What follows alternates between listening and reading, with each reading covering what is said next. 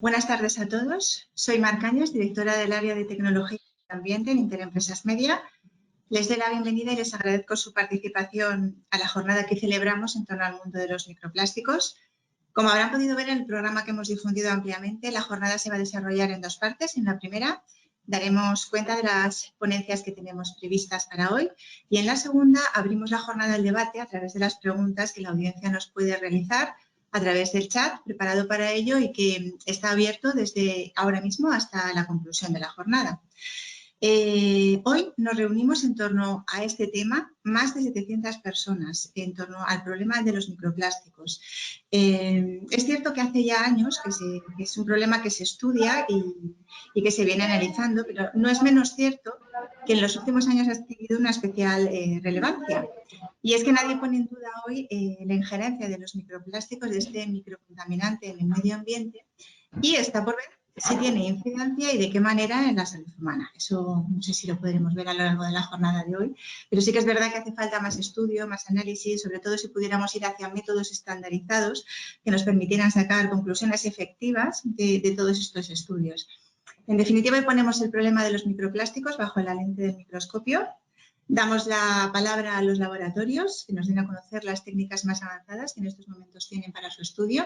Y en este punto quiero agradecer encarecidamente el trabajo, la pasión y todo el tiempo que han dedicado nuestros ponentes a la organización de la jornada de hoy. Nuestros ponentes pertenecen a las empresas Eurofins Syproma, Bruker, Izasa Scientific y ENAC, así como nuestro moderador, Rafael Marín, que luego presentaré y que es un reconocido experto en la materia. También nos acompaña Diego Esteban, de la empresa Izasa, que se unirá al panel de expertos para la mesa redonda de la segunda parte. También quiero agradecer, como no, a las empresas Acciona e Infinitia su apoyo a la organización de este evento y a las entidades AEAS, Asociación Española de Abastecimientos de Agua y Saneamiento, y Expoquimia por todo el apoyo que nos han prestado. Comenzamos ya con el primer ponente. Si queremos el resto, apagamos micrófono y cámara y presento ya a Antonio Rosado. Él es licenciado en Ciencias Químicas, tiene más de 40 años de experiencia en análisis medioambientales. Se incorporó a Eurofins Syproma en el año 2005 y actualmente es director técnico en Atmósfera y coordina el proyecto sobre microplásticos Nanocore otorgado por el programa Retos 2019 del Ministerio de Ciencia e Innovación. Cuando quieras, Antonio.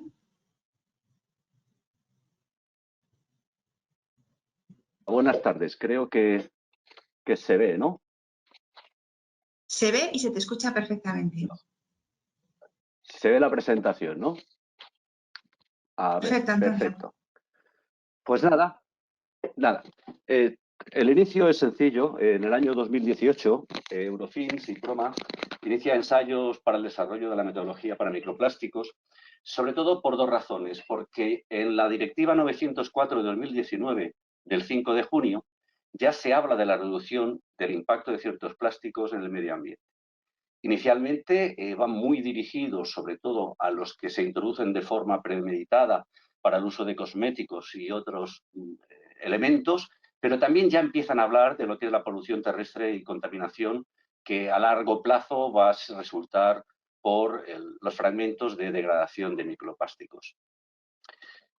Aquí me gusta jugar con dos definiciones porque es cierto que en 2005 hubo una definición que es la que abunda en Wikipedia, que dice que, bueno, que un microplástico es cualquier plástico comprendido entre 1 y 5 milímetros, entre una micra, perdón, y 5 milímetros, ¿no? Pero claro, cuando hablamos de un tamaño muy grande, de alrededor de 5 milímetros, estaríamos hablando posiblemente de plásticos que puedan tener más problemas asociados al medio ambiente, ¿no? Ya en 2020 aparece una nueva definición ISO mucho más estrecha, en donde dice que es cualquier partícula plástica sólida, insoluble en agua y con un rango entre 1 y 1000 micras. A mí me gusta comentar con esta diapositiva las técnicas aplicables que nos encontramos según los tamaños que queramos determinar o analizar, ¿no? Vemos inicialmente lo que es la parte de lupas y microscopía óptica, que podemos llegar fácilmente hasta unas 300 micras, pero por debajo de aquí aparece que hay una incertidumbre asociada muy alta, aparece la parte de micro-ATR con análisis de un punto, también aproximadamente alrededor de las 200-300 micras, ya ATR, FTIR, de alguna forma también estamos ya que tenemos que trabajar con un tamaño relativamente grande, tenemos o podemos trabajar con mayor tamaño o con menor tamaño, pero aumentando mucho la incertidumbre. Aparece una nueva técnica que es la de técnicas de análisis de imagen, que prácticamente llegan o nos permiten llegar hasta las 10 micras, pero bueno, que se desconoce o no hay resultados de lo que pasa por debajo de estos tamaños. También llega Raman y por supuesto también llega el infrarrojo cercano. Si nos damos cuenta, tenemos dos grandes familias, que serían las técnicas espectroscópicas asociadas a microscopía también, y aparece esta familia en el fondo, que es la que estudia degradación térmica, bien por pirólisis o por degradación térmica controlada. Si os dais cuenta, esta parte de aquí puede cubrir prácticamente todo el espectro y puede llegar prácticamente por debajo de una micra, lo cual para nosotros fue mucho más atractiva como técnica de referencia. ¿En qué se basa? Pues bien, no se basa en un recuento de partículas como las técnicas espectroscópicas, sino que es una propiedad intrínseca de que los plásticos, al calentarse, sufren ruptura de los polímeros. Por ejemplo, un poliestireno, pues vemos que puede degradar en estireno. Un polipropileno, pues puede degradar en otros oligómeros como furfural o como metilbuteno. Esto no es algo que nuevo, sino que hay verdaderos compendios de degradación y descomposición térmica de polímeros, como el de Houston en 2010 o el de Baylor o Sarker. ¿Cómo calibramos los microplásticos? Esta quizás es la parte más crítica. Tenemos que pesar cantidades conocidas entre 30 y 2.000 microgramos de cada plástico. Para ello utilizamos balanzas de alta sensibilidad con 6 decimales de resolución referente al gramo, es decir, que aprecia hasta el microgramo, y lo que hacemos es introducirlos en un tubo de acero que se acopla a la desorción térmica, pero envuelto en un filtro de cuarzo para evitar que el plástico entre en contacto con las paredes cuando se funda o cuando se degrade. Esta sería la imagen de cómo un filtro troceado en 4 partes se introduce en un filtro o en un tubo, perdón, de 0 DTD, y a continuación pues lo llevamos a este equipo, que es en este caso una desorción térmica, acoplado a un cromatógrafo de gases con espectrometría de masas. ¿Qué obtenemos? Bien, al calentarlo lo que obtenemos son distintos patrones cromatográficos, distintas huellas dactilares. En este caso vemos cómo sería un perfil de degradación de algodón, aquí vemos un perfil de degradación del polietileno tereftalato, aquí vemos una degradación de un PVC, vemos aquí una degradación de lana, es muy curioso, y del polipropileno. Si os dais cuenta, ninguno de estos patrones cromatográficos se solapan y se corresponden a, digamos, perfiles cromatográficos característicos de cada plástico. Lo primero que hicimos fue, oye, tenemos evidentemente una huella dactilar, vamos a ver si esto se permite o no cuantificar. Pues bien, lo que hicimos fue poner distintas cantidades de plástico y vimos que las linealidades que obteníamos, en este caso os pongo poliestireno y polietileno de alta densidad, no era errática, sino que obteníamos regresiones lineales, con lo cual podíamos pensar que esta técnica era adecuada para poder cuantificar la cantidad de plásticos presentes en las muestras. Aquí os pongo algunos ejemplos de los trabajos que hemos hecho. En el caso de análisis de aguas, pues lo que hacemos es filtrar entre 250 y 5 litros de agua, depende de la procedencia. Este filtro que utilizamos es un filtro de 47 milímetros de cuarzo que ha sido previamente acondicionado para que no quede ninguna traza plástica. Y a continuación el residuo que se queda en el filtro lo lavamos con distintos reactivos para limitar sobre todo materia orgánica, grasas y por último lo que hacemos es lavarlo con metanol de forma que no quede ningún compuesto volátil fijado en el filtro y se seca a 90 grados durante 60 minutos.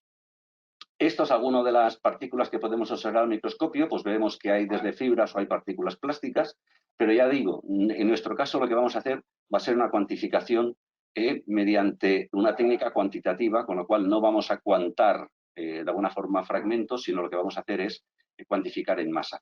Este filtro lo cortamos en cuarto partes y lo introducimos en los tubos. Aquí vemos algunos resultados obtenidos en análisis de agua. Por ejemplo, vemos que un agua mineral en PET de plástico y en vidrio pues tiene concentraciones parecidas en PET. Esto es mucho o es poco. Yo lo dejo a criterio de límites que no se han establecido, pero del orden de 5 microgramos litro, 6 microgramos litro no es algo muy apreciable. En el caso de agua del grifo, la diferencia entre la 1 y la 2 es que el agua del grifo 1 es agua que no se ha dejado correr, es nada más abrir el grifo, y en el grifo 2 es agua que se ha dejado correr. Vemos que también encontramos pequeñas cantidades de PET. Lo mismo ocurre con el poliestireno, pequeñas cantidades. Celulosa es muy abundante, esto es agua del laboratorio, o sea que es muy abundante porque aquí se utiliza papel. Vemos también PVC, las tuberías son de PVC en este caso. Y en el caso muy llamativo es la cantidad de PET que tenemos con un refresco con gas. Es decir, parece ser que al bajar el pH tenemos más erosión del plástico y por lo tanto tenemos más cantidad de PET. También vemos que hay celulosa y luego pues dijimos, vamos a ver qué pasa con las aguas residuales y vemos que efectivamente se pueden detectar distintos tipos de plásticos, desde poliuretano, PVC, caucho de la rodadura de los neumáticos, celulosa y lana, por supuesto, de los tejidos, y vemos como en el caso de los blancos de laboratorio, en todos casos han sido negativos. Por avanzar un poco más, pues aquí os presento al monstruo de las alcantarillas, el monstruo de las cloacas, son las maravillosas toallitas higienizantes. Y bueno, si se pueden sacar así, pues es un problema, pero se pueden sacar. Lo malo es cuando estas microtoallitas se degradan en microfibras y lógicamente pues pueden llegar al medio del medio ambiente, vamos a decir, a los ríos, a distintos puntos. Aquí vemos un cromatograma de fermentación de una toallita, patrón, y aquí vemos lo que sería un agua residual. Entonces, la verdad es que intentar buscar dentro de lo que es todo el pattern, o dentro de que es todo el registro obtenido del cromatograma de aguas residuales, es un poco complicado, pero sí que podemos sacar unos iones característicos de esa toallita. En este caso, los iones utilizados, hemos utilizado el 44 para que nos diera este maravilloso pico de 10,14, hemos utilizado el 96 para que nos diera este maravilloso pico de 7,96 y hemos utilizado el 98 para doblar este doblete que tenemos aquí. Bien, una vez que tenemos seleccionados estos iones, lo que podemos hacer es calibrar. Ya tenemos señales para poder calibrar.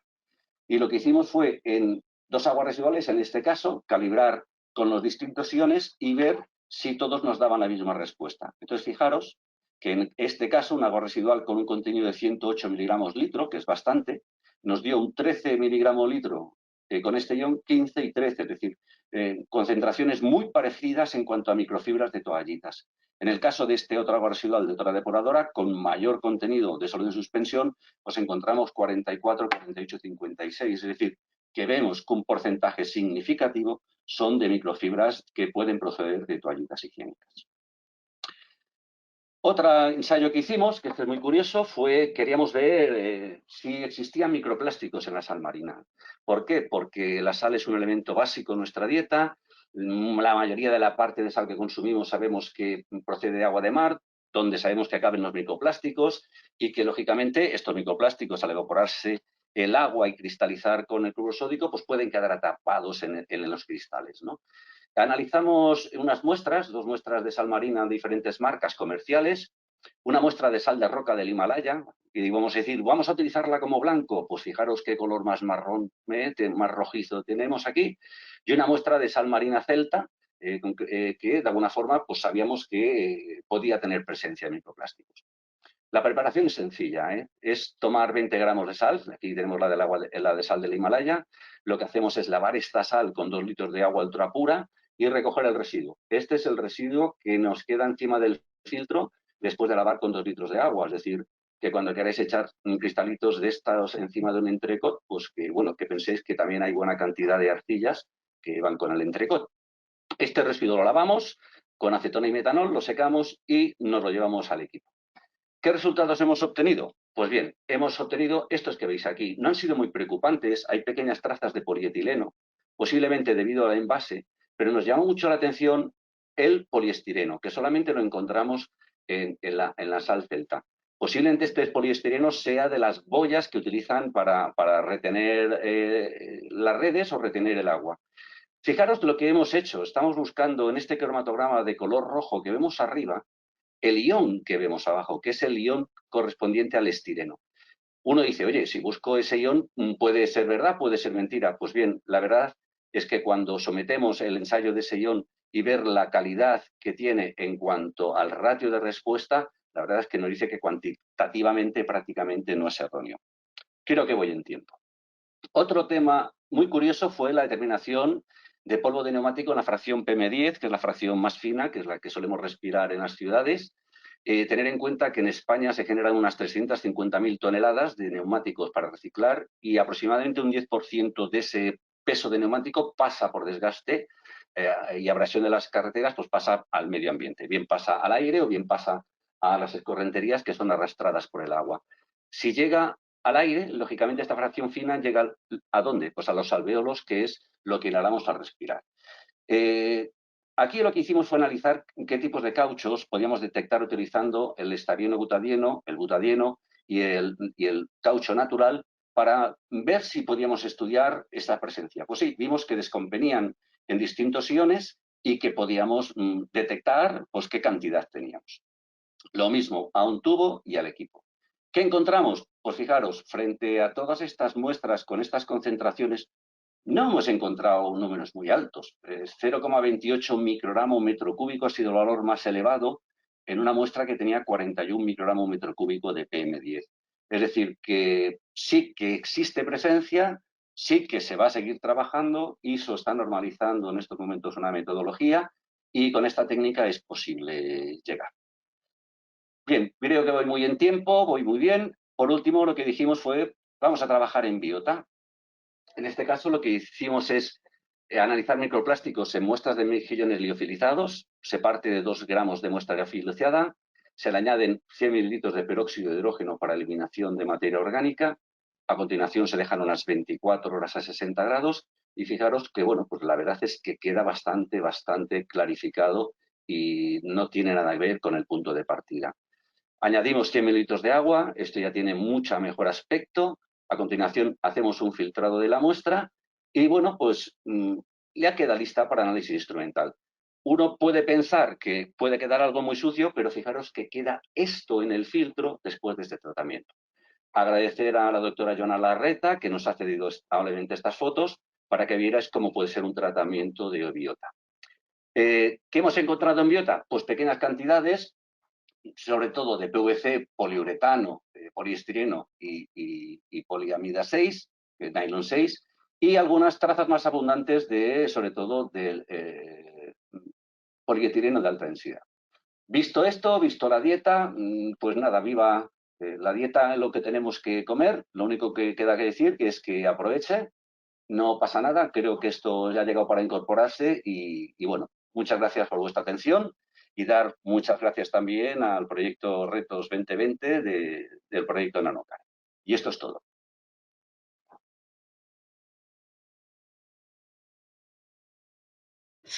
Muchas gracias, Antonio. Creo que algunas de las imágenes que nos has expuesto se nos han quedado pegadas en la retina. Seguro que sí, y se ha entendido muy claro todo lo que querías decir. A continuación, expone Antonio Montasell, que es licenciado en Ciencias Químicas por la Universidad de Barcelona y cuenta con más de 30 años de experiencia en instrumentación analítica, especialmente en espectroscopía vibracional. Cuando quieras, Antonio. Antonio Rosado, si quieres apagar tu cámara y micrófono. No sé si me oyes. Perfecto. Pues todo tuyo, Antonio, cuando quieras. Bueno, pues muy buenas tardes y agradecerle a Antonio su presentación. Tiene partes en común con también la mía, también hablaré de sal marina. Y de hecho, lo que ocurre con estas técnicas es que posiblemente necesitamos una aproximación multidisciplinar. Es decir, el problema es extraordinariamente complejo y puede requerir de diversas técnicas para acabar obteniendo los resultados deseados. Yo lo que les voy a presentar es la solución de Bruker para el análisis de microplásticos que se basa en la utilización de la microscopía infrarroja. Muy brevemente, pero yo creo que debo de presentar un poquito en qué consiste la técnica, el principio de la técnica de la espectroscopía infrarroja para que se acabe luego de comprender el resto de la presentación. Esta espectroscopía se basa básicamente en la interacción de la radiación infrarroja con las moléculas. Y de hecho es una interacción que tiene que ver con las vibraciones de las moléculas. Esta interacción o esta relación las vibraciones de cada tipo de molécula nos va a resultar de utilidad porque cada tipo de molécula, cada tipo de polímero nos da una señal diferente. Y esta interacción la vamos a ver y la vamos a evaluar básicamente midiendo espectros infrarrojos. Es decir, vamos a ver estas interacciones de la radiación infrarroja con las moléculas midiendo espectros.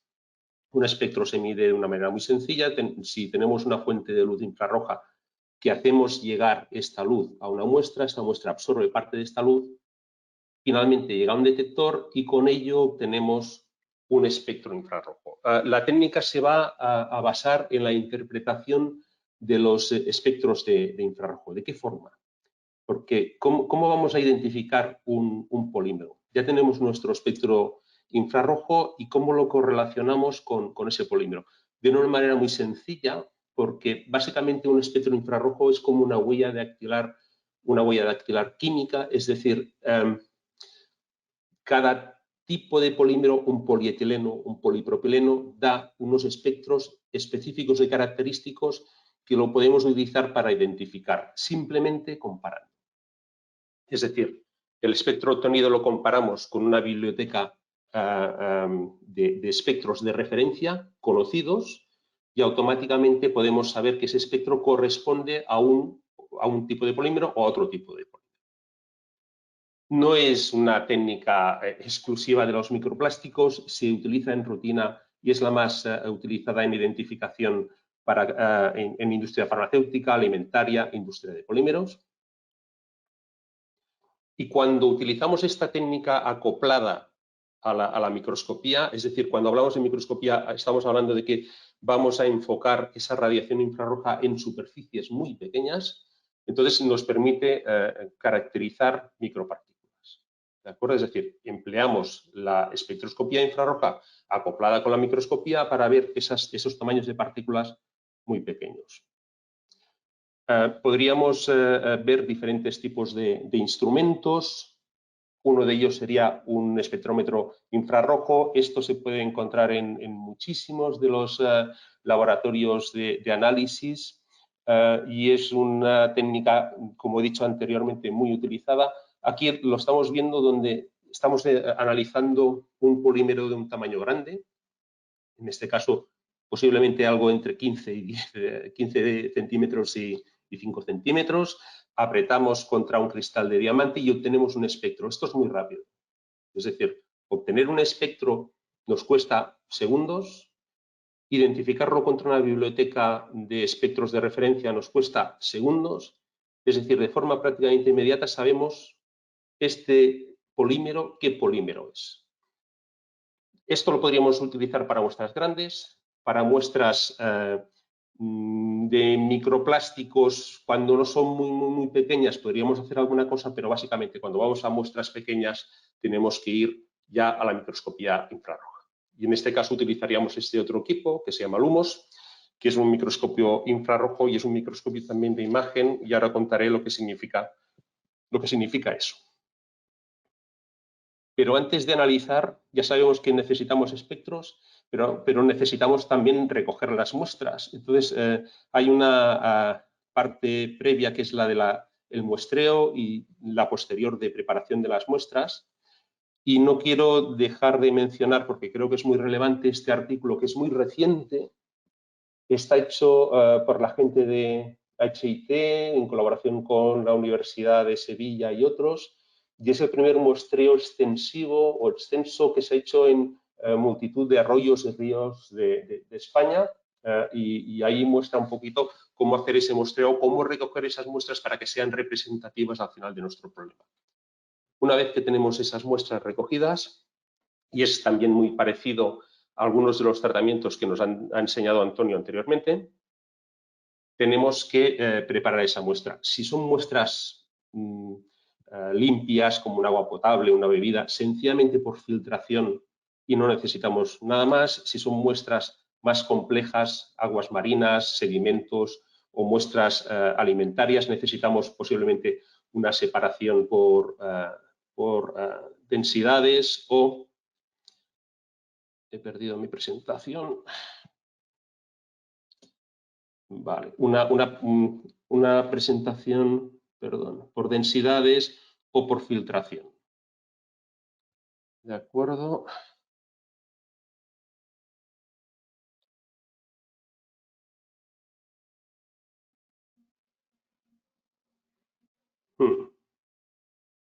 Sí, Antonio, solo tienes que Sí. darle a tu presentación y ya está, ya podrás utilizar las teclas para pasar las diapositivas. ¿Y dónde está mi presentación? Porque me ha desaparecido de pantalla. La estamos viendo. Ahora mismo Sí. tendrías que buscar en tu equipo, si no apretas Vale. Escape para salir del modo presentación. Vale. Vale. Mira a ver si no apretando el botón, ahí está, ¿vale? Bueno, ahora has dejado de compartir pantalla y ahora la estamos Sí. viendo de nuevo. Vale, Estás fantástico. Me estoy viendo yo. Sí, porque tienes GoToWebinar como en primer plano. Tienes que olvidarte de GoToWebinar en este momento. Y... Lo cierro. Voy a quedarme. No. Vale, perfecto, ya está. Vale, perdonar, ya la estoy volviendo a ver. Vale, recuperado. La tecnología tiene estas cosas, ya lo conocéis todos, ¿no? Bueno, ya vuelvo a ver mi presentación, es decir, al final lo que necesito es hacer una filtración y tengo con esa filtración obtengo mi muestra. La filtración, el proceso de filtración tiene dos pasos, o lo necesitamos hacer en dos pasos. Uno que sería una filtración gruesa con tamices de mallas, donde eliminamos las muestras más gruesas. Estas muestras de tamaño más grande las podríamos analizar en el equipo anterior que hemos visto, que sería un alfa, ¿de acuerdo? Y después de esa primera filtración para eliminar las partículas más grandes, que son las partículas más sencillas, habría un segundo paso donde hacemos una filtración sobre un filtro transparente al infrarrojo. De hecho, estamos haciendo esto sobre un filtro transparente al infrarrojo porque este filtro va a ser no solo un filtro, sino un soporte de nuestra muestra. Esas micropartículas, microplásticos que van a quedar sobre este filtro es lo que vamos a llevar directamente al microscopio infrarrojo para su análisis. Es decir, es al mismo tiempo filtro y también soporte de muestras. Y eso lo vamos a hacer por transmisión, que es la manera más efectiva de hacer este análisis. Hay dos formas de analizar con el Lumos. Una sería con mapping y otra sería con imaging.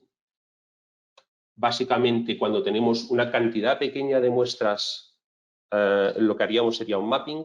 Siempre cuando trabajamos con los microscopios infrarrojos, son al mismo tiempo microscopios infrarrojos, pero también microscopios visibles, es decir, podemos captar una imagen visible de nuestro filtro y podemos hacer una selección manual. Sencillamente, yo me coloco sobre cada una de estas partículas y le digo que la voy a querer analizar, o puedo hacerlo de una manera más o menos automatizada, pero de una manera discreta. Es decir, en este caso voy a ir analizando cada una de estas partículas. O cuando utilizo Imaging, lo que estoy haciendo es, en el caso de que tenga un gran número de partículas, es el modo más efectivo de analizar, y lo que voy a hacer es captar imágenes de 32 por 32 píxeles, es decir, de 1024 espectros cada vez, y estoy hablando de captarlo en menos de 2 segundos, es decir, en 2 segundos tengo 1000 espectros simultáneamente con una resolución de 5 micras, estamos hablando de una resolución espectral muy baja, y con esta técnica podría ir muestreando con estos 1000 espectros, irlos haciendo consecutivamente para tener al final una imagen completa de todo el filtro. Cuando hablamos del mapping, estamos hablando primero de, o lo que vamos a hacer es primero recoger esa imagen visible, usando temas de contraste y de tamaño de partículas sobre esa imagen, puedo hacer una selección relativamente automática, de manera que el software me decida dónde están en principio o dónde podrían estar esas partículas. De manera visual se puede ver fácilmente, también lo podríamos seleccionar manualmente, y una vez que tenemos seleccionadas esas partículas con unos tamaños de ventana determinados, sencillamente le damos a analiza, él analiza, el equipo automáticamente cada una de esas partículas, las compara contra la biblioteca espectral y al final lo que me da es un informe completo de identidad, es decir, qué tipo de polímero es, qué tamaño tiene y la cantidad total de cada polímero. Esta es una técnica cuando tenemos pocas partículas. Cuando tenemos más partículas, Imagine es más potente. En este caso, igual que hacíamos antes, recogemos la imagen visual y hacemos, de hecho, una combinación de mapping e Imagine. Automáticamente la platina del microscopio se va moviendo y yo voy recogiendo en cada una de estas posiciones 1000 espectros, la posición 1, la 2, la 3 consecutivamente, voy captando todos estos espectros. Al final puedo llegar a tener millones de espectros adquiridos, de manera que mi imagen visual la puedo convertir en una imagen química. Cada uno de estos puntos contiene información, es un espectro infrarrojo. ¿De acuerdo?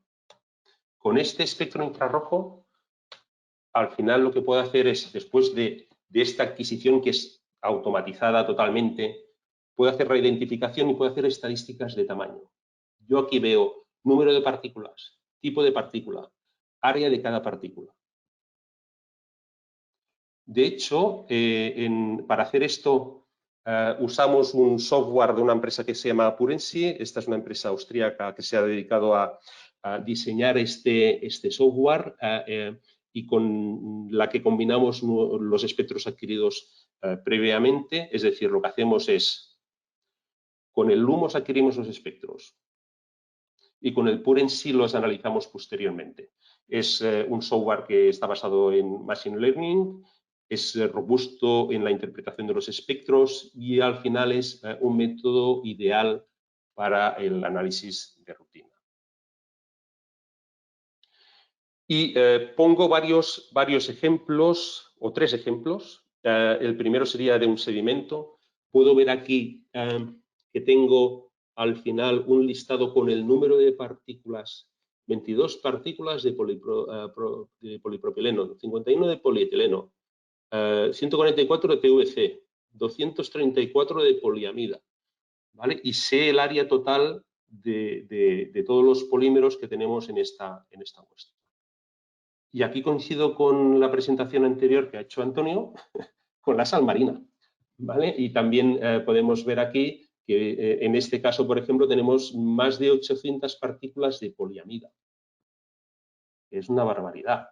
Fijaros que estamos hablando de un número de partículas dentro del análisis de más de 1000 partículas. Si hacemos el análisis por mapping de forma individualizada, eso es relativamente rápido, porque a lo mejor estamos analizando 12, 15, 20 partículas. Si hacemos el análisis total de todo el filtro, podemos tardar 4 horas.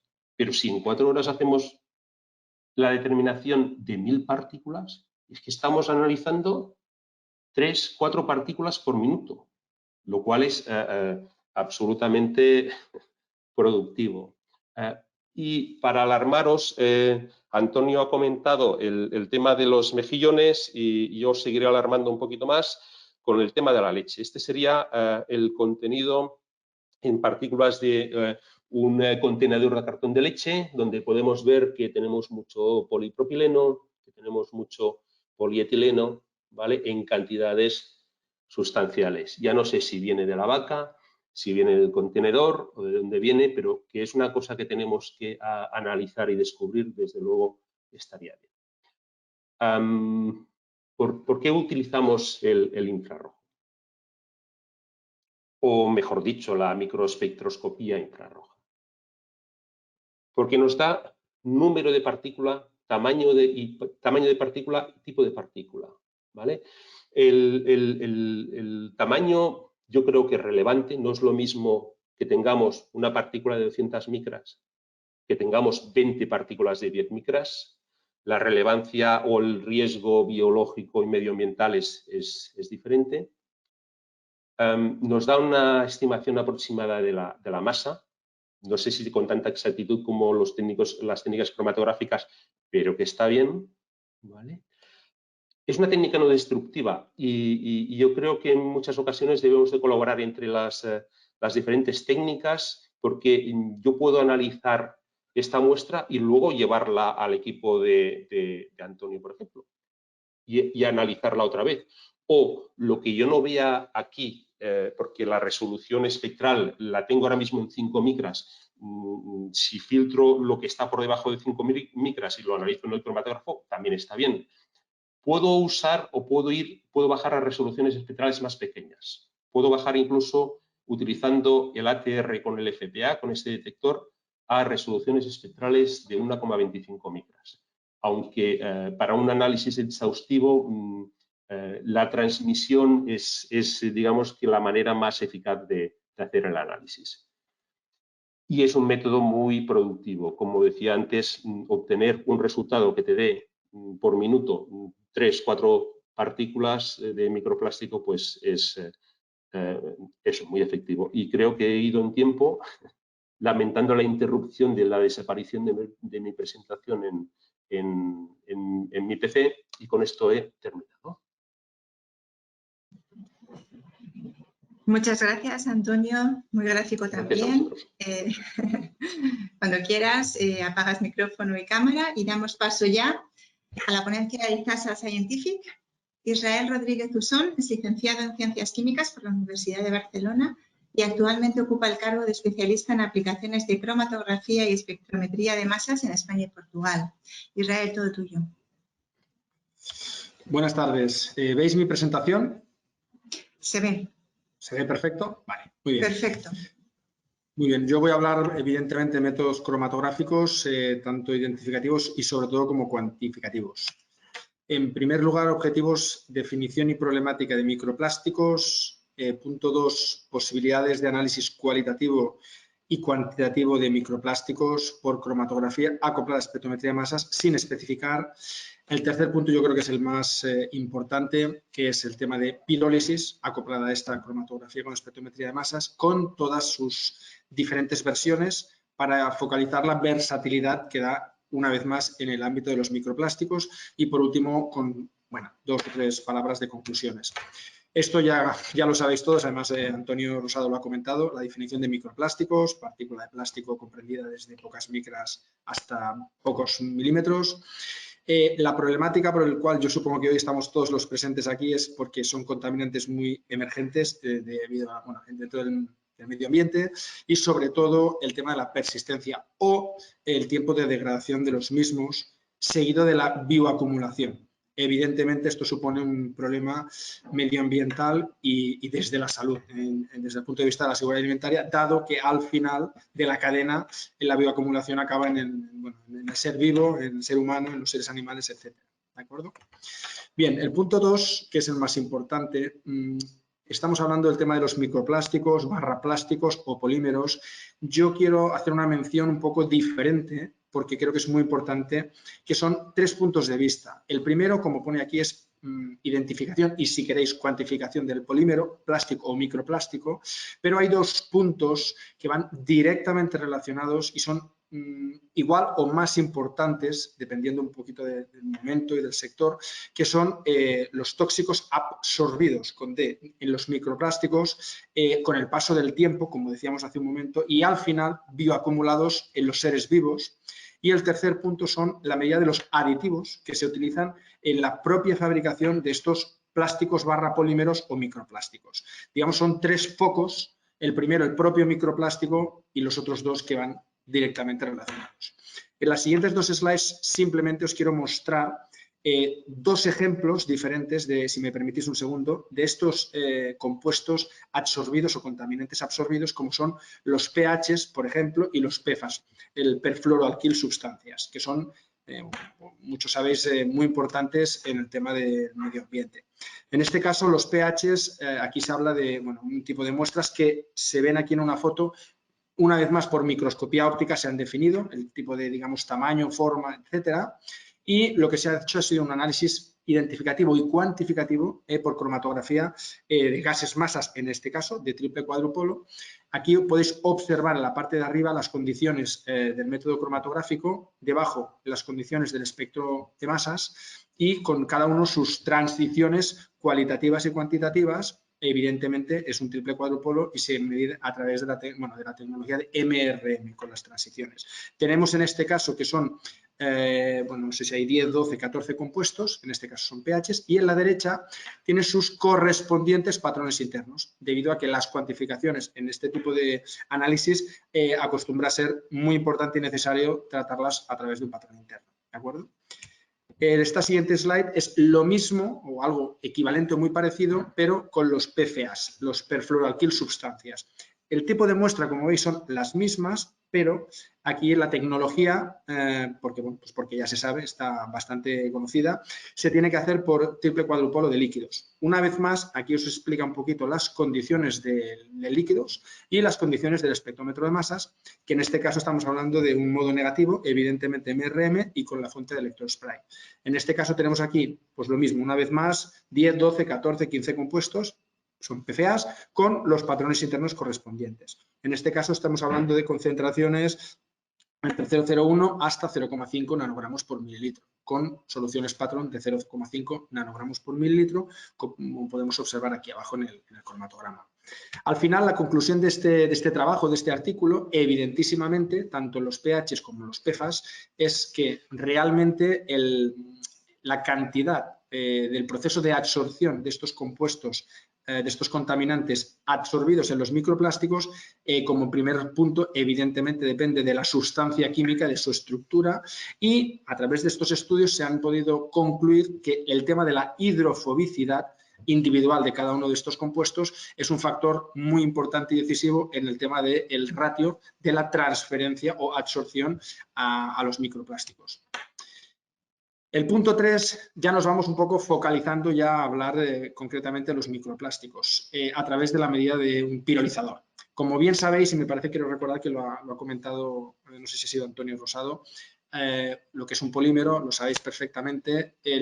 La tecnología de la pirólisis se basa en utilizar un sistema, un periférico sobre el equipo en concreto cromatográfico a una temperatura determinada hasta el punto en el que este polímero se consigue romper, ¿vale?, en subproductos, podemos decir subproductos de pirólisis, podemos decir productos representativos del polímero en cuestión y, subrayo, y evidentemente algún otro tipo de compuesto que pueda llevar el propio polímero, ¿de acuerdo?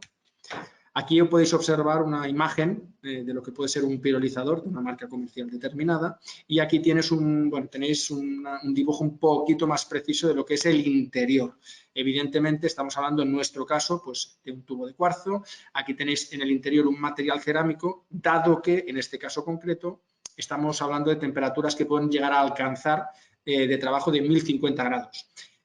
Siguiendo un poquito más hacia abajo, de arriba abajo, llegamos a una zona de interface donde la temperatura ya empieza a ser un poquito más baja, dado que esto es la conexión con el propio cromatógrafo, sea gases o gases masas. Y, por supuesto, en el puerto de inyección al final tenéis acoplada la columna. Por supuestísimo, necesitáis un cooling gas, que puede ser nitrógeno, aire, etcétera, para poder enfriar estas temperaturas. Este slide simplemente es para que veáis un poquito lo que es el muestreo. Que sepáis que podéis hablar de una pirólisis, de un sistema de pirólisis manual o un sistema de pirólisis con su autosampler, ¿vale? Pero en cualquier caso, al final, en el momento de la inyección, tenéis aquí arriba ese cap, como una especie de vaso, donde en su interior tenéis la muestra. En el momento que estáis en esta zona, en esta altura, en la parte superior del cargador de muestras, estaríamos en la situación de stand-by o ready, preparado para hacer la inyección o ejecutar el propio análisis. Y en el momento que bajamos hacia abajo, este cap con la muestra llega a lo que es el horno donde estábamos hablando antes de la pirólisis. Y ese es el momento en el que sucede el análisis. Dicho esto, os voy a comentar, esto creo que es el punto más importante relacionado con el análisis identificativo y cuantificativo de los microplásticos. Hay 4 posibles tecnologías dentro de lo que es un sistema de pirolizador, siempre y cuando el modelo de pirolizador lo pueda admitir. En primer lugar, es un single shot análisis, que estaríamos hablando de, bueno, una pirólisis estándar. Como decía antes, en el ejemplo del slide anterior, pues si yo tengo un polímero, yo lo puedo aplicar directamente 500 grados, 600 grados, una temperatura suficientemente elevada como para tener todo el cracking que se dice del polímero, todo el fraccionamiento o los subproductos del polímero. Eso es un tipo de tecnología. La segunda, que yo os podría decir que es la más adecuada, ya haciendo un focusing, focalizando para el tema de los microplásticos, es un double shot. Un double shot simplemente es un sistema de pirólisis que te permite hacer 2 etapas secuenciales, que sería lo que veis el dibujo adjunto en la parte superior. La primera es una desorción térmica y la segunda es un flash pirólisis o una pirólisis normal y corriente. Es decir, en este caso concreto, este dibujo sería un dibujo correspondiente a un double shot análisis. Primero, haríamos un primer step en un rango de temperatura entre 100 y 300 grados, que sería correspondiente a la desorción térmica, y el segundo, haríamos otro shot, otro análisis, evidentemente con la misma muestra, pero en este caso sería a 600 grados. Entonces, en esta segunda etapa o segundo shot, estaríamos realizando única y exclusivamente una pirólisis. Dicho esto, que sepáis que es importante, 2 tecnologías, las Evolve Gas Analysis, las famosas EGA, y el Haircut EGA, GCMS Analysis. Esto es básicamente opcional en este tipo de análisis, pero muy recomendable. Cuando uno empieza a hacer un tipo de análisis con una serie de plásticos y no tiene muchísima información, es muy bueno hacer un EGA primero porque te da, ahora más adelante en las siguientes slides lo veremos con una imagen, te da, digamos, un perfil, una información de qué son los rangos, o mejor dicho, cuáles son esos rangos de la desorción térmica en primer lugar y de la pirólisis en el segundo lugar. Es una información, un perfil estructural de las dos partes, de las dos familias diferentes. Y después de hacer ese EGA, puedes, digamos, definir claramente cuáles van a ser tus condiciones de double shot análisis. Eso es opcional, pero recomendable, insisto. Y por último, esto sí que realmente lo utiliza menos gente, que es el Haircut EGA GCMS Analysis, que es cuando realmente tienes muestras muy, muy complejas y necesitas tener más de 2 o 3 fracciones de temperaturas, ¿vale? Para ir separando diferentes familias de compuestos diferentes a los propios polímeros o plásticos o microplásticos. Entonces, te permite este tipo de tecnología hacer esto en más de 2 análisis, es decir, preprogramarle un rango A, un rango B, un rango C y un rango D. Si queréis, por poner un ejemplo, 4 rangos de temperatura diferentes. Insisto, esto existe, pero es bastante improbable, ¿de acuerdo? En las siguientes slides os voy a poner 2 ejemplos concretos de lo que os decía de la importancia del dual shot. Recordamos, dual shot es desorción térmica más pirólisis. En este caso, si yo solamente tengo un equipo con un single shot, veo la complejidad que puedo tener en este caso de una muestra de biosólida. Y a la derecha tenemos esta zona de aquí. En el caso de que yo tenga un sistema con double shot, lo que puedo hacer es, primero, en esa desorción térmica, quitarme de encima, en este caso puede ser, por ejemplo, compuestos volátiles, aditivos, aditivos y propios contaminantes absorbidos en los plásticos. Entonces, al quitarme todo esto, nos queda al hacer el double shot, digamos, algo más puro en cuanto al plástico o microplástico o en cuanto al polímero. Y evidentemente analizar esta zona de aquí es mucho mejor que analizar esta zona de aquí.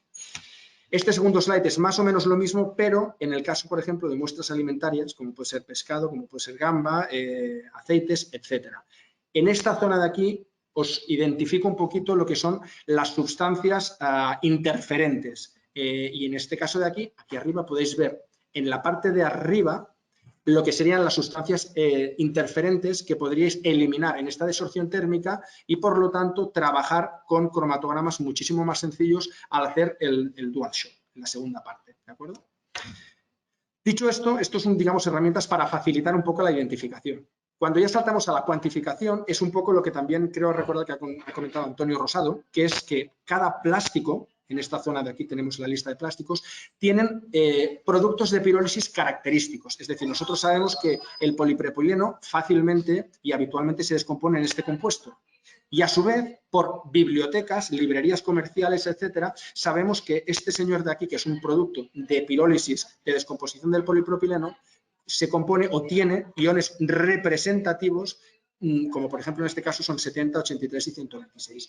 Y esta información, junto con esta, es justo la que se utiliza para cuantificar. Siguiente slide, al final vemos esto de aquí. Es otro ejemplo concreto con lo mismo. Polímeros, productos de degradación de cada polímero, con tiempos de retención, iones determinantes de este tipo de productos de pirólisis. Y al final lo que utilizamos para cuantificar son estos cromatogramas. Como bien sabéis, esto es un TIC y de este TIC se puede extraer este tipo de información que son los SIMS, los Single Ion Monitorings, que son los que se utilizan para hacer una calibración normal y corriente, sea de microplásticos o no. Quedan 2 slides. A ver, todo esto que os acabo de explicar, evidentemente, es fundamental trabajarlo con las famosas librerías. Pueden ser 2 tipos de librerías. Librerías comerciales, como todo el mundo conoce, como puede ser una NISP o una Willy, o pueden ser librerías mucho más específicas para este tipo de análisis. Por ejemplo, en los EGAs, esto es lo que os decía antes, es un perfil al hacer un análisis de EGA, donde lo que se observa es temperatura, tienes unos picos que van en función del rango de temperatura. Pues hay unas librerías que solamente tienen termogramas. A este tipo de cromatogramas, si queréis, se le llaman termogramas.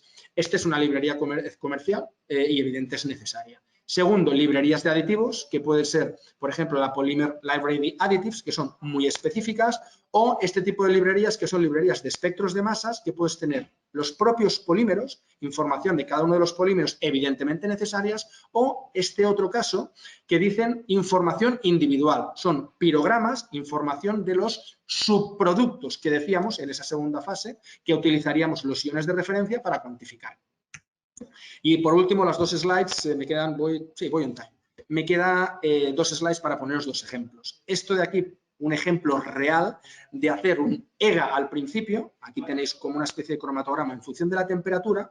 Y una vez visto esto, podemos hacer un double shot, donde le podemos poner un rango hasta 340 para eliminar la primera parte, deséanse volátiles, materiales absorbidos, contaminantes, etcétera, y el segundo dual shot, ¿vale? La segunda parte, que son realmente el plástico, le podemos poner, pues, por ejemplo, a 500 grados. Este es el aspecto. Y que sepáis que esto es el aspecto de lo que os decía de una librería de termogramas. Exactamente igual como estáis acostumbrados a hacer una búsqueda en una librería NISP para encontrar a partir de un scan para encontrar un producto, un compuesto, pues se hace exactamente igual.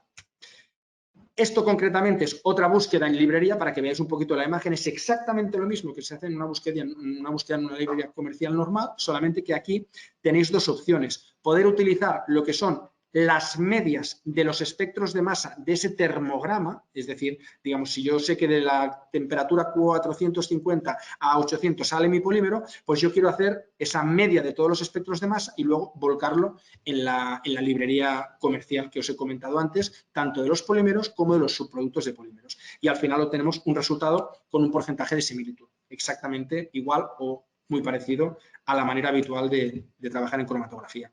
Y por último, esta última slide es un caso, un ejemplo concretamente de ese tercer bloque que acabamos al principio, que es el análisis de los aditivos. Esto lo podríamos hacer en ese paso primero de un dual shot, que es la desorción térmica. Pues bien, en este ejemplo lo que pretendo transmitir es, esto es un análisis que tienes varios compuestos y estos que se ven en negro, son una identificación hecha con una librería NISP normal y corriente. Pero estos 4 compuestos A, B, C y D en rojo, lo que quiero transmitiros es que a veces, y es la realidad en este tipo de analíticas, pasan que cuando tú haces una búsqueda en una librería estándar, tienes índices de similitud bajos. No son suficientemente fiables. Entonces, tienes que ir a hacer una búsqueda en librerías más específicas, concretamente de aditivos, como puede ser este salto, este paso. Entonces, esta misma situación se ha hecho una búsqueda en librería NISP y aquí con una búsqueda en una librería de aditivos. Tienes 2 cosas, son mucho más específicas y esto que veis aquí de RI, como muchos sabréis, es el Retention Index. Entonces, al trabajar con librerías más específicas, con compuestos más específicos y a más, entre otras cosas, este tipo de parámetro, al final te da una búsqueda única y con un índice de similitud, como podéis ver, muy elevado, por encima del 95%. Y así al final tenemos la seguridad de que en este caso concreto el aditivo que hemos identificado es correcto.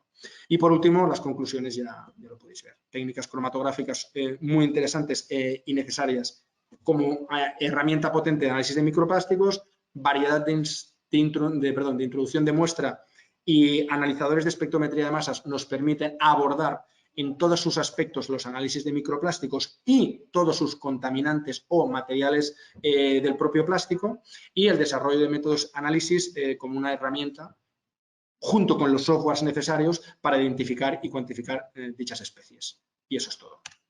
Muchas gracias por vuestra atención. Estupendo, Israel. Muchas gracias a ti. Además, vamos en tiempo, como bien decías, que es todo un esfuerzo. Si queda algo pendiente, recuerdo que luego en la mesa de debate, seguro que a través de preguntas se pueden ampliar algunos puntos. Si quieres desconectar ya tu cámara y tu micro, damos paso al siguiente ponente, que es el último que tenemos para hoy. Él es Óscar Recuero. Óscar es ingeniero industrial por la Universidad Politécnica de Madrid. Desde 2008 es jefe del Departamento de Medio Ambiente de ENAC. Bueno, pues nada, después de todo lo que os han ido contando hasta este momento, mis compañeros de esta jornada, en la cual ha sido toda la parte técnica de metodologías, mi parte va a ser realmente la parte de cómo poder demostrar o cómo poder garantizar, o mejor dicho, cómo poder demostrar un laboratorio de esa competencia técnica para ejecutar esos ensayos que os han explicado, ¿no? Voy a hablar sobre la acreditación. Entonces, la acreditación tiene un objetivo, que es generar confianza en productos y servicios. Eso es la acreditación. Y sí que me gustaría definirla, porque últimamente se habla mucho, supongo que todo el mundo lo ha visto mucho en documentación, en reglamentación. En el ámbito de laboratorios es una palabra muy utilizada, la acreditación de laboratorios acreditados, no acreditados. Estamos a punto incluso de sacar un nuevo Real Decreto de aguas de consumo, la cual la acreditación anda también por ahí. Entonces, quiero definirla, ¿no? ¿Qué es la acreditación? La acreditación es simplemente una herramienta que se ha establecido a nivel internacional, o sea, que no es un invento español, sino es una herramienta que lleva muchísimos años, está implantada en todo el mundo, que tiene solamente un objetivo, que es generar confianza sobre la correcta ejecución de actividades de evaluación y control, ¿vale? Es decir, es una herramienta unida a los temas de actividades de evaluación y control. Entendiendo evaluación y control, esas actividades que tenéis ahí abajo, que son pues el tema de ensayos, calibración, es decir, lo que estamos viendo hoy, ensayos, la determinación de características de un producto material, calibración de equipos, inspección, como pueden ser las inspecciones medioambientales de vertidos o una inspección de un ascensor, certificación, como son las famosas certificaciones ISO 9000, 14000 o certificaciones de producto, o verificaciones como la verificación medioambiental, ¿vale? El tema además. Entonces, esto se puede acreditar cualquier tipo de actividad, producto o servicio, y la cuestión es que la orientación de la acreditación es comprobar además que hay competencia técnica necesaria de la ejecución de lo que se llama un organismo evaluador de la conformidad para cumplir unos requerimientos, ¿no? Unas normas, unos requisitos. Eso es la acreditación.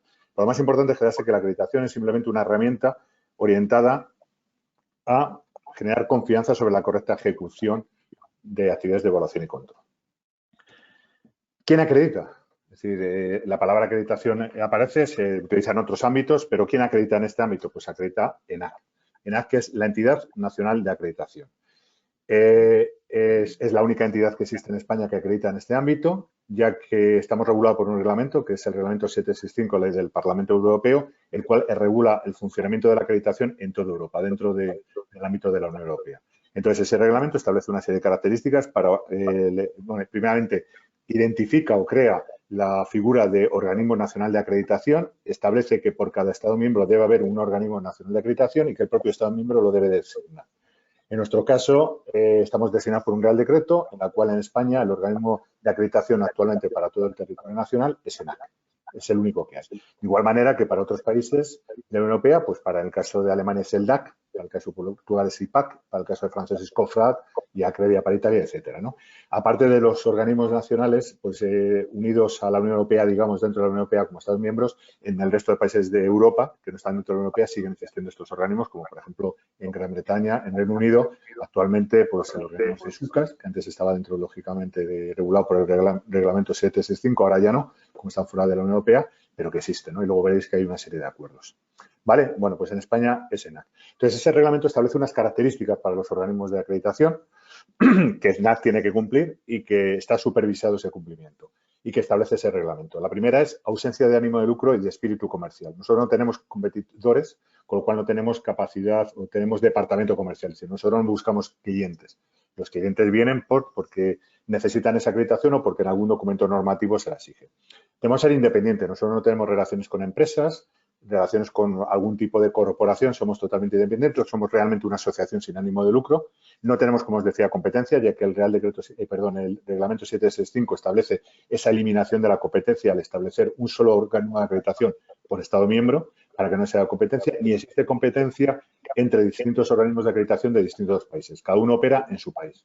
No puede operar fuera de su país. Es decir, nosotros no podemos ir a acreditar laboratorios en Francia o en Portugal o en Alemania o en Reino Unido. Tenemos una supervisión internacional que ahora os comentaré, es decir, estamos supervisados permanentemente y cada 4 años a través de auditorías y tenemos que incorporar en nuestros órganos de gobierno todas las partes interesadas.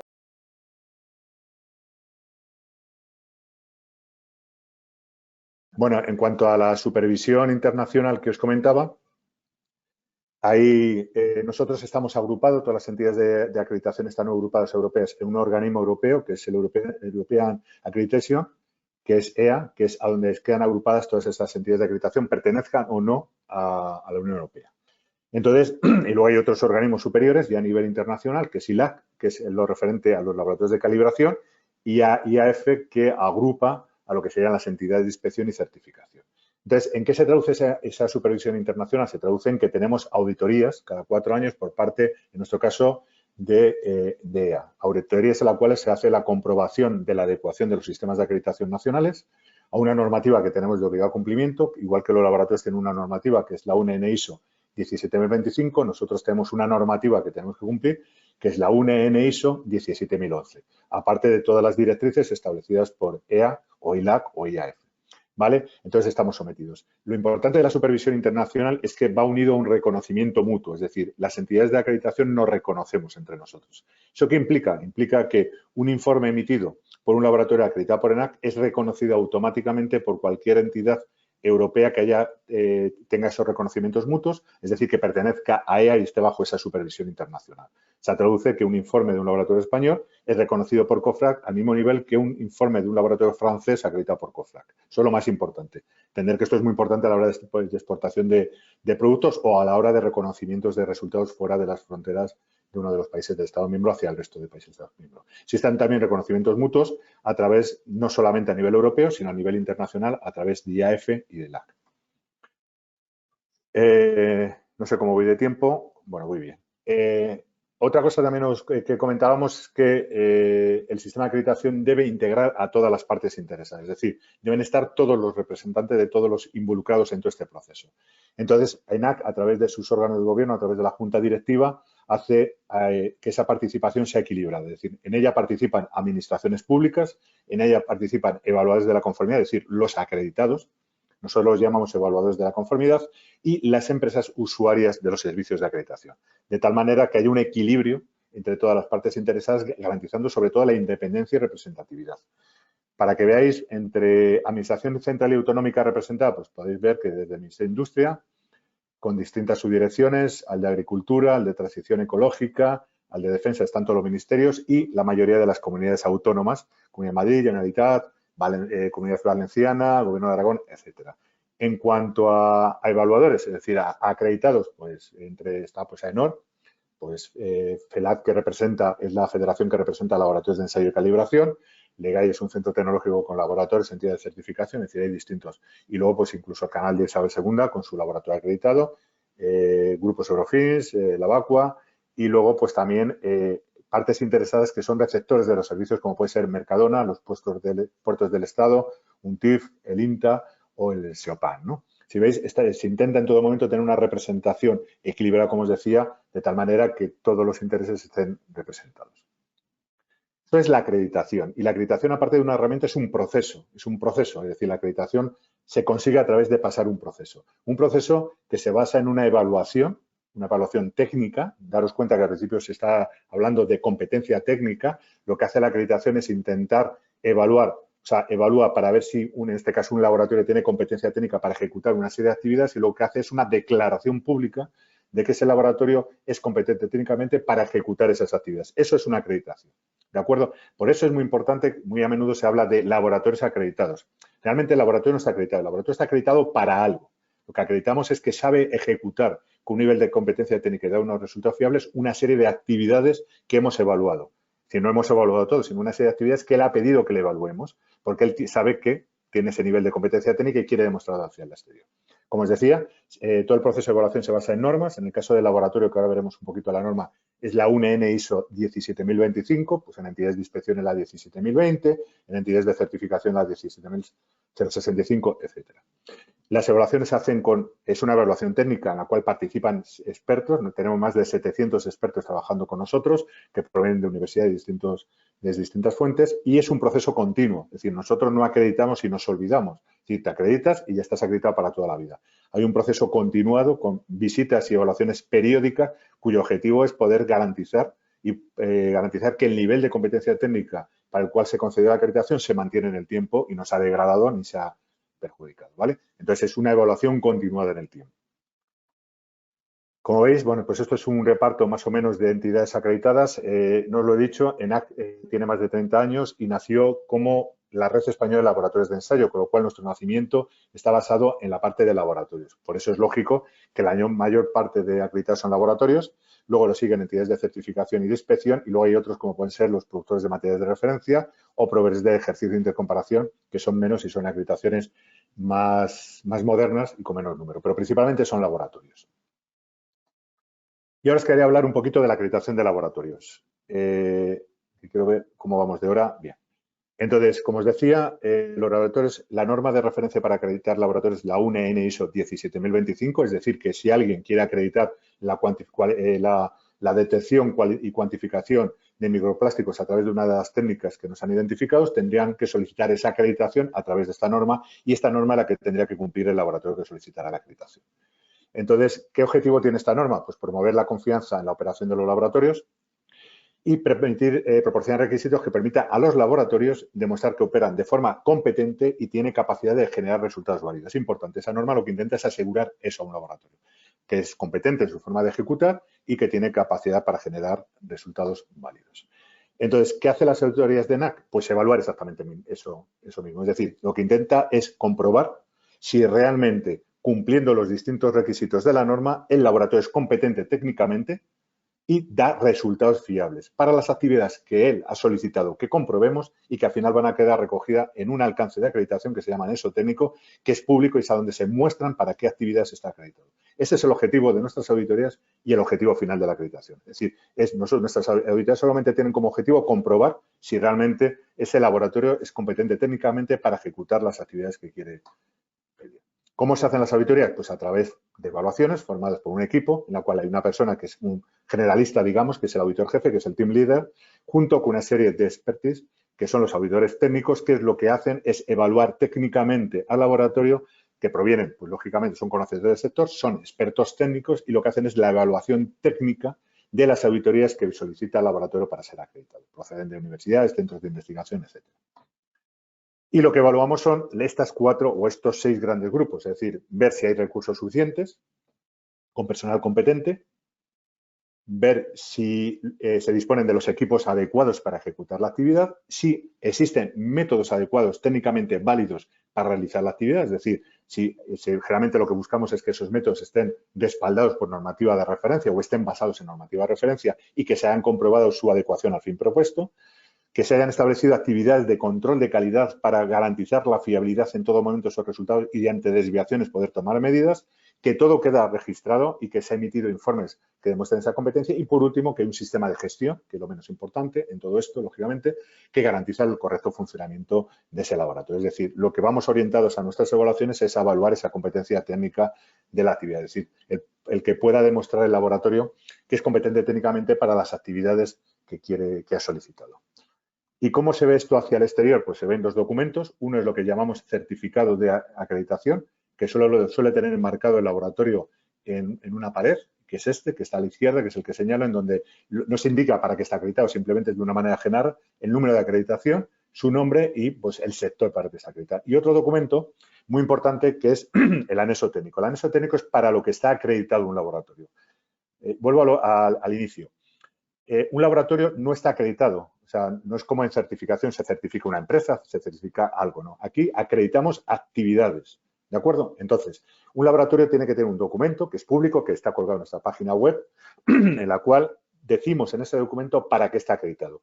Por ejemplo, poniendo el ejemplo de los microplásticos, lo que estaríamos diciendo es que un laboratorio está acreditado para un tipo de agua, en este caso si se hacen aguas, pues aguas residuales, continentales, potables, la que fuera, para una técnica determinada para microplásticos que identificaríamos lo más seguro, aunque no hay nadie acreditado, lo más seguro microplásticos podrían determinar, para un límite de cuantificación en el cual, a partir del cual podrían cuantificar, y para un método basado en una referencia determinada.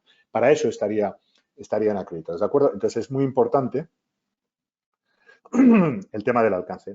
Me queda un poquito de tiempo, que os quería enseñar una cosa, no llega el minuto y yo creo que no voy a tardar mucho, que es la página web de NAC y en dónde se puede encontrar, para que veáis que es público.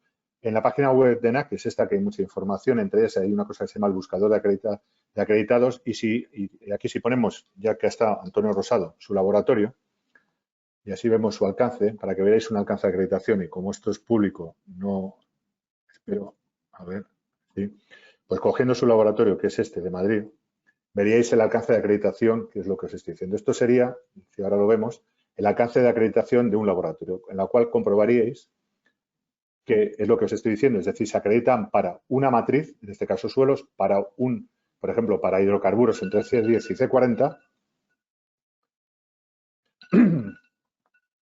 C40, y para cromatografía de gases basada en un método normalizado, ¿de acuerdo? Esto sería el alcance de acreditación. Muy útil esto para la hora de, sobre todo el que contrata un laboratorio, saber lo que está contratando, si es acorde con lo que quiere contratar, ¿de acuerdo? Y creo que por mi parte, nada más. Únicamente daros las gracias y, bueno, pues ahí está, hay más información en la página web si queréis más información acerca de la acreditación. Por mi parte, nada más. Muy bien, muchas gracias, Óscar, y reitero mis disculpas por los problemas técnicos. Estamos todos de vuelta. Ya abrimos la jornada al debate, que es una de las partes para mí más interesantes. Bueno, las ponentes han sido muy interesantes, pero ahora vamos a ver cómo interactuamos pues, con la audiencia. En esta parte se unía, como les decía al principio, un experto más por parte de IZASA. Él es Diego Esteban, que es doctor en Ciencias Químicas y jefe de línea de producto de cromatografía y espectrometría de masas en IZASA Scientific. Y el debate va a estar moderado por Rafael Marín Margal. De su extenso currículum, por no comerme todo el tiempo que tenemos ahora, diré que Rafael es licenciado y doctor en Ciencias Químicas, máster en Medio Ambiente. En la actualidad es jefe de control de calidad de la Empresa Municipal de Aguas de Córdoba, EMAXA, y eso lo compagina pues, con una actividad frenética de la que ahora voy a destacar, que es el coordinador del Grupo de Trabajo de Microplásticos de la Comisión Segunda de AEAS. Cuando quieras, Rafael, todo tuyo. Hola, buenas tardes a todos. Quiero agradecerte a ti, Mar, personalmente y también a tu organización, pues que hayas contado en concreto conmigo y también pues como representante del sector mayoritario del ciclo integral del agua, en este caso AEAS. Bien, dicho eso, yo tengo una pequeña presentación para comenzar esta parte del debate, que no sé si está operativa o no. La tenemos por ahí, compartir. ¿Eso no la tenéis vosotros? Rafael, tendrás que compartir el documento que tengas en tu equipo. Pero ¿la cargáis vosotros o la cargo yo desde mi equipo? Sí, desde tu equipo la puedes cargar, sí, correcto. Bueno, eso provoca un pequeño problema, con lo cual bueno, pues voy a hacerlo, digamos, verbalmente, que quiero transmitir pues poca idea. El problema del plástico en el mundo pues comienza relativamente cerca de los tiempos actuales. En realidad, desde el año 1950 es cuando tenemos la producción y el acceso también al medio de diferentes tipos de plásticos, que comienzan en el año 1907 con el descubrimiento de la baquelita, que sigue con el poliestireno, vinilo, polivinilo, etcétera, etcétera. Y todo esto pues, nos lleva, resumiendo, a que desde los años 50 se han producido 8.300 millones de toneladas de plástico en todo el mundo, de los cuales casi 5.000, un 70%, se convierten en residuos y son los que van a los vertederos y el medio ambiente. Esto sería el origen o parte si queréis, aquí lo vemos ahora, efectivamente. Sería parte del origen. Vamos a ver. No, me fui. Bueno, parte, vamos a ver, me voy de aquí. A ver si soy capaz, porque es un poco torpe ya con la edad. Rafael, no te preocupes, Bien. tú dime cuándo tengo que pasar la diapositiva y la paso. Bueno, pues pasa ya la segunda, la tercera, pasa la tercera imagen. Bien, en esta, bueno, aquí observemos que la ruta en la cual los plásticos se convierten en microplásticos está mediada, en primer lugar, por su acceso al medio, tanto a la atmósfera como al terreno, como al agua, y mediante una serie de cuestiones que llevan a cabo la degradación de la misma, ultravioleta, temperatura, humedad, microorganismos. Al final, este tipo de partículas cada vez más grandes se van convirtiendo en otras partículas cada vez más pequeñas. Al final de todas, pues podemos llegar a fragmentos incluso de, como hemos visto en las técnicas analíticas, fragmentos de diferentes polímeros que conforman a fin de cuentas los microplásticos. Siguiente imagen. Bien, observemos ahí, por ejemplo, que la gran cantidad de diferentes fuentes de microplásticos que podemos tener en el medio, y observemos que hay una contribución muy importante que ya se ha dicho anteriormente, o dos contribuciones muy importantes reseñables, que serían las fibras que vienen de lavado de fibras sintéticas, fundamentalmente, y los neumáticos. Con esto quiero decir que el acceso de microplásticos al medio evidentemente lo tenemos garantizado y su distribución por el mismo. Y hay otra parte de microplásticos que no serían los que provienen de la degradación de los plásticos más grandes, sino que serían aquellos microplásticos, perlas, por ejemplo, con los que se aditivan pues muchos productos que se utilizan para la higiene personal. Bueno, dicho esto, siguiente transparencia. Bueno, dicho esto, desde la óptica de AEA, precisamente, pues se llevó a cabo una serie de investigaciones enfocadas, en este caso, a lo que serían microplásticos en agua. Fundamentalmente, ahí tienen una serie de las conclusiones. Dimos lugar a un documento sobre posicionamiento del sector, en el cual algunas, para no extenderme, porque el que esté interesado pues puede pedirlo a mí o directamente a EA, había dos cuestiones. El problema, en realidad, de los microplásticos nosotros lo enfocamos como hoy en día un problema de medio ambiente más que de salud. Al medio ambiente está claro que hay microplásticos, se encuentran en fosas abisales, se encuentran en el Himalaya, probablemente los datos que hemos visto de la sal del Himalaya igual tiene que ver algo con eso, pero insisto, a 11.000 metros de profundidad también se encuentran plásticos y microplásticos, pero es un tema ambiental. Se pueden ir transportando a través de todo lo que es la cadena trófica, pero desde el punto de vista de lo que sería el ser humano, la verdad es que no existen hasta la fecha evidencias contrastadas de que provoquen o de que hayan provocado hasta la fecha, lo cual no quiere decir que en un determinado futuro pues se puedan sacar otras evidencias, pero con los datos que hay hasta ahora no existe un problema sanitario por, en este caso, bebida de agua de consumo. No existe nada al respecto del agua de consumo. Desde AEA se transmite que es totalmente segura, que cumple los estándares de potabilidad, de ser un producto seguro y limpio, como dice la normativa europea, y no debemos de tener ningún problema de esto. Y en cuanto al acceso de los microplásticos y plásticos originarios, está claro que a las aguas residuales llegan sin ningún género de duda. Lo que sí ocurre es que del orden del 95% más de los fragmentos de microplásticos que tiene el agua residual quedan en la propia planta, donde normalmente se engloban en los subproductos de la planta, que serían los fangos de depuración, pero permítanme que dejemos un poco al margen este tipo de cosas. Dicho eso, que era las primeras ideas que yo quería transmitir, pues felicito a los 4 ponentes porque han abordado el principal tema, o uno de los, diría yo, de los principales temas que, abriendo ya si quieren un poco el debate, tenemos en cuestión de microplásticos, tipos de plásticos, tipología. Hay muchos tipos de plásticos.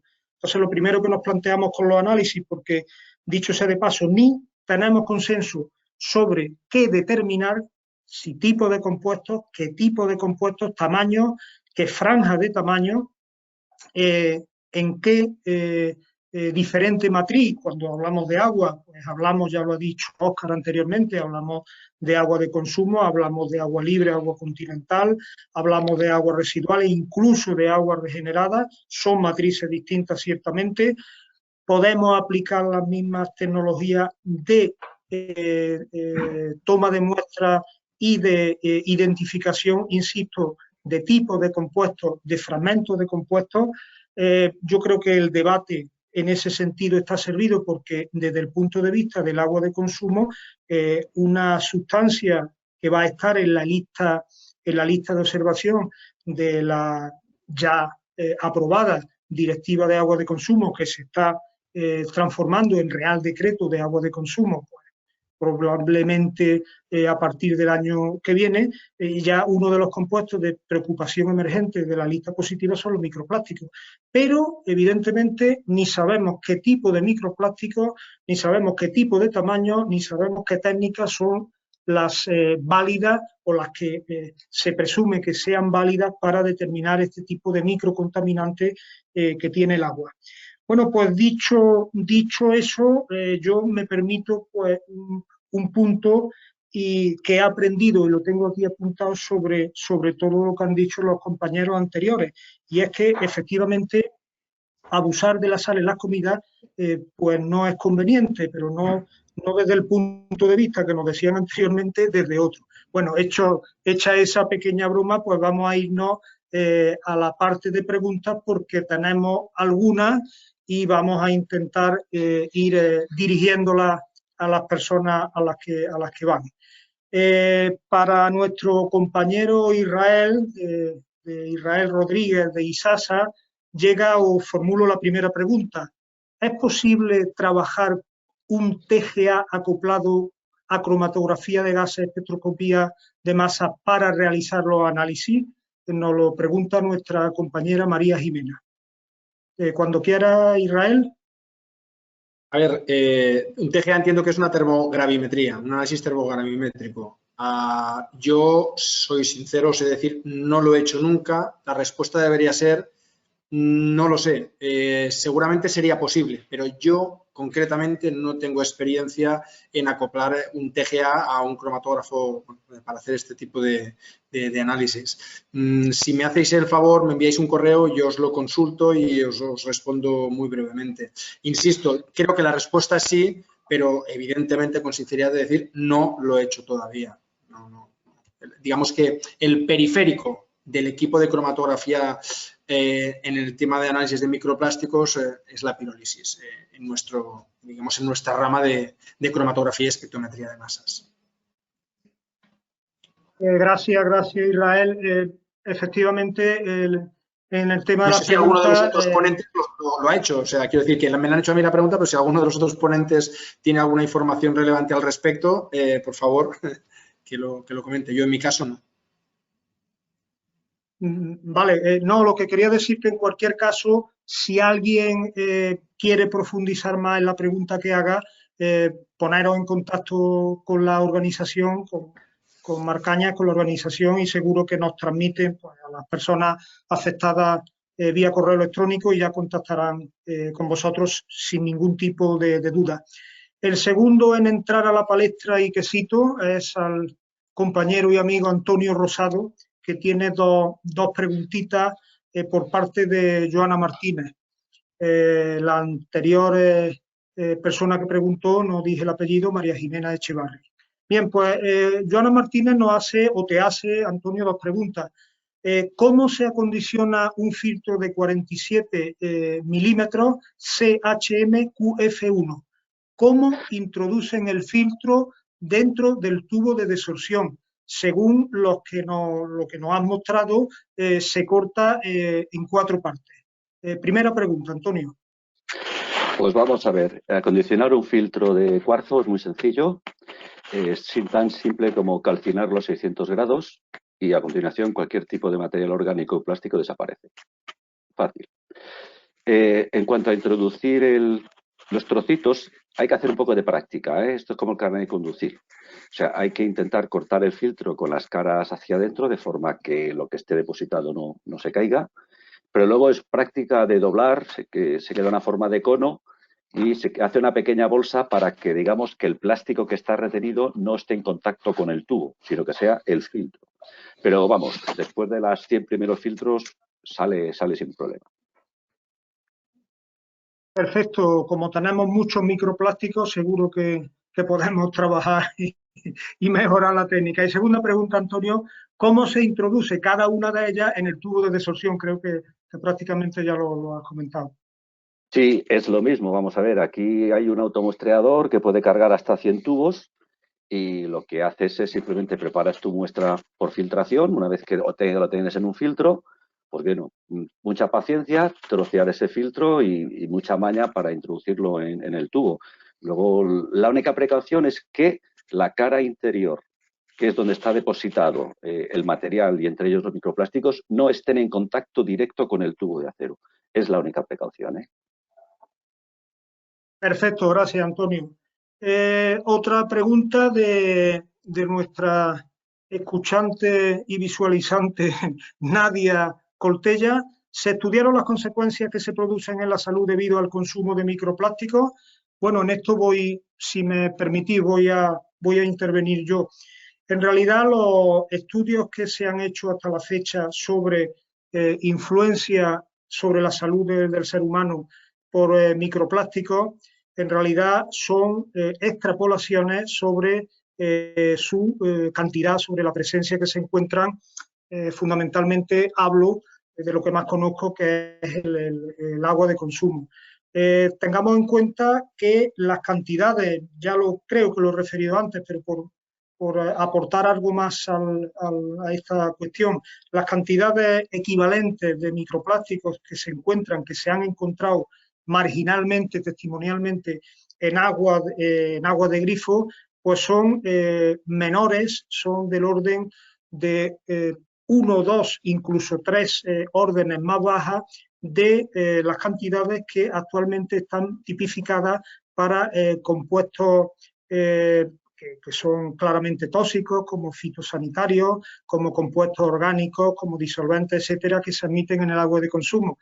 Eso significa, por extrapolación, que es bastante presumible esperar que si se encuentran en una cantidad tan tremendamente pequeña, el efecto potencial que pudieran tener sobre el ser humano es mínimo.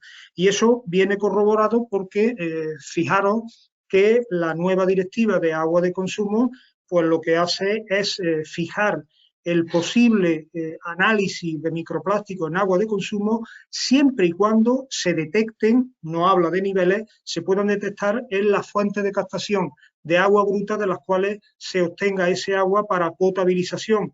Y un apunte más con los estudios que tenemos en las plantas de potabilización de agua, más del 99% de todos los pequeños fragmentos y las pequeñas cantidades de microplásticos que se pudieran encontrar en agua bruta son retenidas con un tratamiento de potabilización convencional, es decir, sin aditivar ningún proceso nuevo a la planta, a la etapa que procesa el agua. Yo creo que con eso pues podemos contestar bastante razonablemente tu pregunta y nuevamente transmitirnos seguridad a todos, por lo menos desde el punto de vista de consumo de agua de grifo.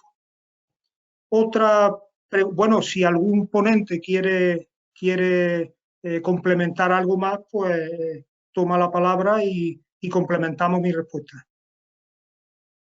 Bien, veo que estamos todos de acuerdo, lo cual me pone bastante contento, porque estáis de acuerdo conmigo. Y otra pregunta, en este caso, nuestra compañera María Jimena Echevarri. muy claras todas las presentaciones, muchísimas gracias a todos y podré disponer de ellas para compartirlas con mi equipo de trabajo. Bueno, remito a lo que os he dicho anteriormente, que poner en contacto con la organización, yo la mía, que es muy modesta, desde luego me mandáis un correo electrónico y no hay problema para compartirla con vosotros. Supongo que los demás ponentes seguro también que sí. Óscar, te toca. ¿Cómo se puede acreditar un método de determinación de microplásticos si no hay ningún método de referencia? Esto nos lo pregunta nuestra compañera Carol Cortada. Buena pregunta. Lo normal es, para acreditar hay distintas maneras en basarte en métodos normalizados, métodos basados en norma y métodos desarrollados por el propio laboratorio. Si no hubiera método normalizado, pues habría que ver si el método desarrollado por el laboratorio está suficientemente robusto, si ha sido validado, qué comprobaciones se han realizado, sería un proceso bastante complicado. Por lo que yo he visto de las ponencias, me figuro que cuando los laboratorios se enfrenten a la acreditación, habrá más o menos desarrollado algún tipo de método o habrá alguna referencia documental que nos servirá de base, esperemos. Pero lógicamente aquí siempre se dice que hay un camino que es una autopista, que es cuando el método está totalmente normalizado, está desarrollado, está en una norma UNE, en una norma, un estándar métodos en el caso de aguas, y luego otras vías en las cuales, bueno, pues el método se desvía un poco, pero está basado en un método, y en otras en las cuales pues no hay método y es bastante complicado que sean minoritarios. Cuando hablamos de método normalizado, no tiene por qué ser una norma, es decir, puede ser una publicación reconocida y aceptada en el sector. Y os voy a poner un ejemplo que está muy de moda y luego vais a saber. Hemos acreditado laboratorios en España para la determinación de SARS-CoV-2 en aguas residuales y no hay una norma. O sea, no existe una norma UNE en ISO para la determinación de SARS-CoV-2. Lo que hay es publicaciones, una de ellas 2 estudios y uno de ellos basados en la que se basa el Ministerio, y con eso es lo que hemos acreditado, porque ahí hay una metodología aceptada. Así que cuando nos enfrentemos a la acreditación no siempre tiene que ser una norma EPA, un estándar métodos, una norma UNE, ISO, puede ser una documentación aceptada por el sector, respaldada y suficientemente consolidada. ¿Vale? Yo no sé si creo que... Perfecto. Óscar, pues ahora el complemento ideal de parte de Débora Sorolla. ¿Hay laboratorios actualmente acreditados para detectar microplásticos? No. No hay nadie. En este momento no hay nadie. Yo creo que todavía está el sector un poco verde, como para que los laboratorios den el paso de lanzarse, porque hay un cierto respeto, ¿no? Porque es un proceso que ahora mismo no. Y tampoco tenemos solicitudes. O sea, ahora mismo es un área que está en blanco. Está empezando. Bueno, si me permitís un comentario con respecto a la pregunta que se ha hecho antes de TGA y que no teníamos respuesta, me sonaba, y acabo de ver me sonaba esa publicación, está nombrado en una publicación de Sebastián Pimke y sí que hay cosas hechas en TGA acoplada. Lo digo porque si luego la pregunta se nos hace llegar, puedo hacer referencia a esa publicación. Gracias, Tony. Perfecto, Antonio. Por complementar lo que ha dicho Óscar, tengamos en cuenta que ningún laboratorio, yo creo que mientras que no se defina qué estrategia de determinación, qué metodología de verdad se va a poner en marcha, va a correr el riesgo, entre comillas, que sí puede correrlo, por supuesto, para intentar acreditar una metodología, si luego la Unión Europea pues, va a sacar otra. Eso evidentemente podemos entenderlo todo. Bueno, hay algunas preguntas que son tremendamente... Rafael, perdona. Dime. Yo sobre el tema de acreditación, yo os diría una cosa, al margen de que no haya metodología, en este momento lo más complicado es que no hay posibilidad de intercomparación. O sea, nadie se atreve a hacer una intercomparación. Entonces, sabemos que intentar llevar algo a acreditación sin estar intercomparado, pues sabes que a veces es complicado. Y bueno, se están haciendo pinitos, pero queda sí. Trabajo para la autopista que dice Óscar, ¿eh? Sí, no, os quería comentar. Lo importante es que el método, más que el laboratorio, el método, cuando se presenta el método sí que esté, digamos, validado y intercomparado. Pues si el método es muy novedoso, puede ocurrir que se produce una demanda de intercomparación cuando se produce una acreditación del método. Es una pescadilla que se muerde la cola. Entonces, pero generalmente en estos casos se rompe. Lo que es importante es que esté claro, como dice Rafael, la metodología que se quiera seguir y ya cuando haya un camino hacia qué metodología vamos, a qué método se va, qué técnica se va a utilizar, pues será más fácil todo el camino de la acreditación. Yo lo veo, como está diciendo Antonio, todavía muy verde. Es un sector todavía muy verde como para que entre la acreditación. La acreditación suele entrar un poco más rodado el proceso. Sí, perdonad, si me permitís. Por último, el tema es, yo creo que las tecnologías que se han presentado hoy aquí tienen que convivir. Es decir, una tecnología da respuesta al medio ambiente y otras tecnologías dan respuesta a salud pública.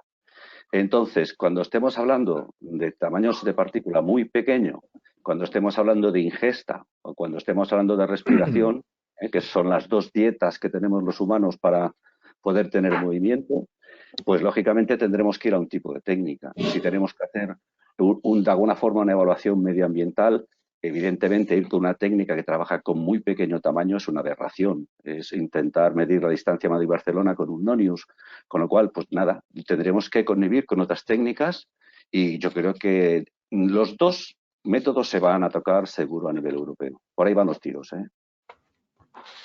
Sí, sin duda ninguna, Antonio. Ahí estará la acreditación. Y gracias por haber clarificado efectivamente el tema. Bueno, hay otra serie de preguntas que son, entiendo, muy específicas, como temperatura de termodesorción que se utilizan, en fin.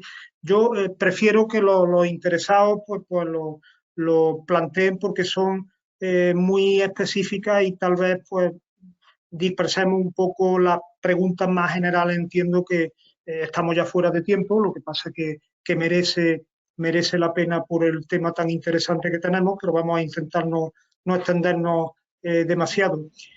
Hay otra pregunta de Ignacio García Atance que dice ¿qué posibilidad hay de hacer análisis de contaminación por microplástico en agua, sales, cerveza y otros productos de consumo a nivel comercial e industrial?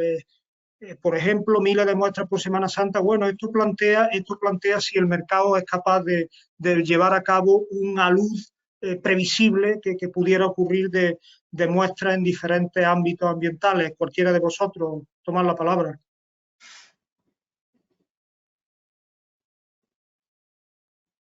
Bueno, pues la cojo yo porque como de alguna forma estoy en un laboratorio privado y que damos este tipo de servicio.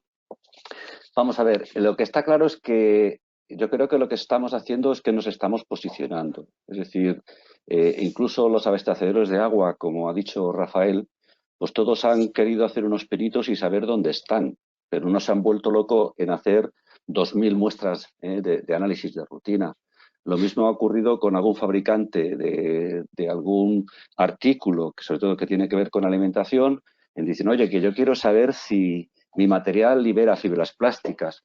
Entonces, yo creo que estamos en un momento de posicionamiento y, desde luego, los laboratorios en España, yo diría más en Europa, ya que mi grupo tiene también un laboratorio muy fuerte en el norte de Europa donde hacen este tipo de ensayos por pirólisis, pues no hay una capacidad muy alta de poder satisfacernos si hubiera una demanda alta. Cierto es que, bueno, que eso no implica que no puedas analizar 100 muestras al mes, que las puedes hacer. Pero de momento yo creo que los clientes están en modo de posicionamiento y ver un poco por dónde van los tiros. ¿Alguna opinión más?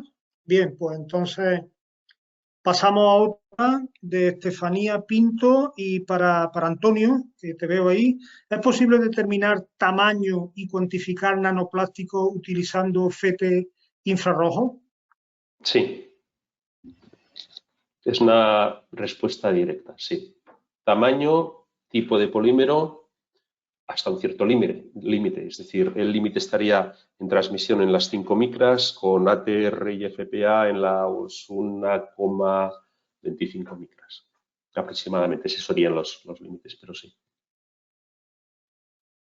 Perfecto. Y bueno, dentro de esto, otra pregunta también muy específica para Israel, para trabajar con pirólisis, en este caso en concreto. Ya hemos visto que son esta y la técnica que utiliza Antonio Rosado van a ser complementarias, sin duda. Entonces, para Israel, en el caso del trabajo con pirólisis, ¿es necesario un masa-masa o se puede llegar a una sensibilidad aceptable con un masa solo. Israel. ¿Me oís? Vale, perdona.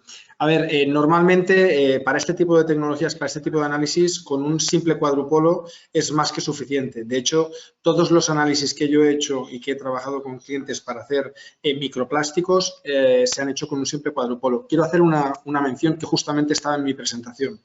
Como si recordáis, estaba focalizado en 3 puntos. Uno, concretamente, el tema de microplásticos, y os he hablado de 2 familias, por decirlo de alguna manera, que van directamente relacionados con los microplásticos, que no es el propio plástico, que son, por un lado, los aditivos en los procesos de fabricación y, por otro lado, los contaminantes absorbidos. Entonces, si estamos hablando de esos 2 grupos que no son los microplásticos en cuestión, entonces sí que se necesitan, básicamente por los límites de detección requeridos, se necesitan equipos de triples cuadrupolos, tanto si es un cromatógrafo de gases con triple cuadrupolo como si es un cromatógrafo de líquidos con triple cuadrupolo, dependiendo de la familia de compuestos. Recordad los ejemplos que os he puesto de pHs con gases masas, triple cuadrupolo, y los PFAS con líquidos masas. Entonces, para ese tipo de familias sí que se requieren triples cuadrupolos, pero para los microplásticos como tal, con todas las herramientas de librerías específicas, con un simple cuadrupolo, evidentemente hay diferentes rangos de equipos de simples cuadrupolos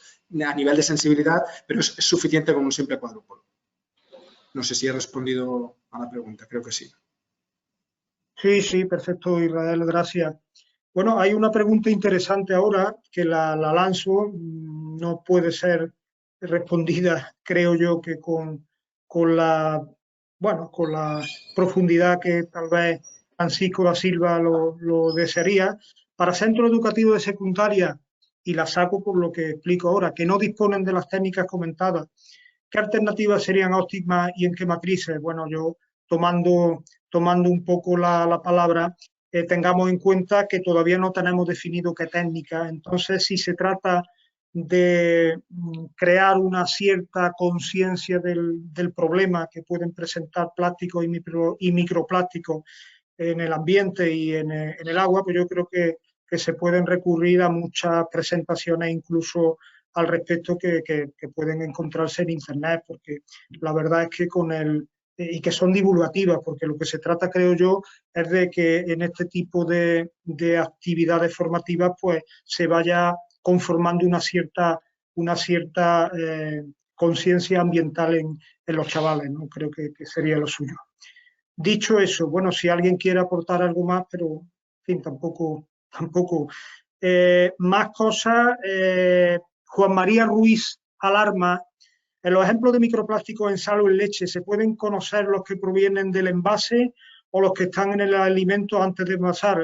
Responded vosotros, pero evidentemente se puede hacer algo al respecto. Antonio, Israel.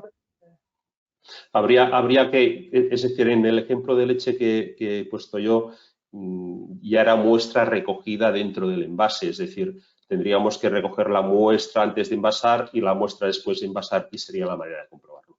La procedencia, ya analizando en lo que tienes envasado, no puedes saberla. Ahora, si analizas antes y después, podrías identificar dónde está el problema.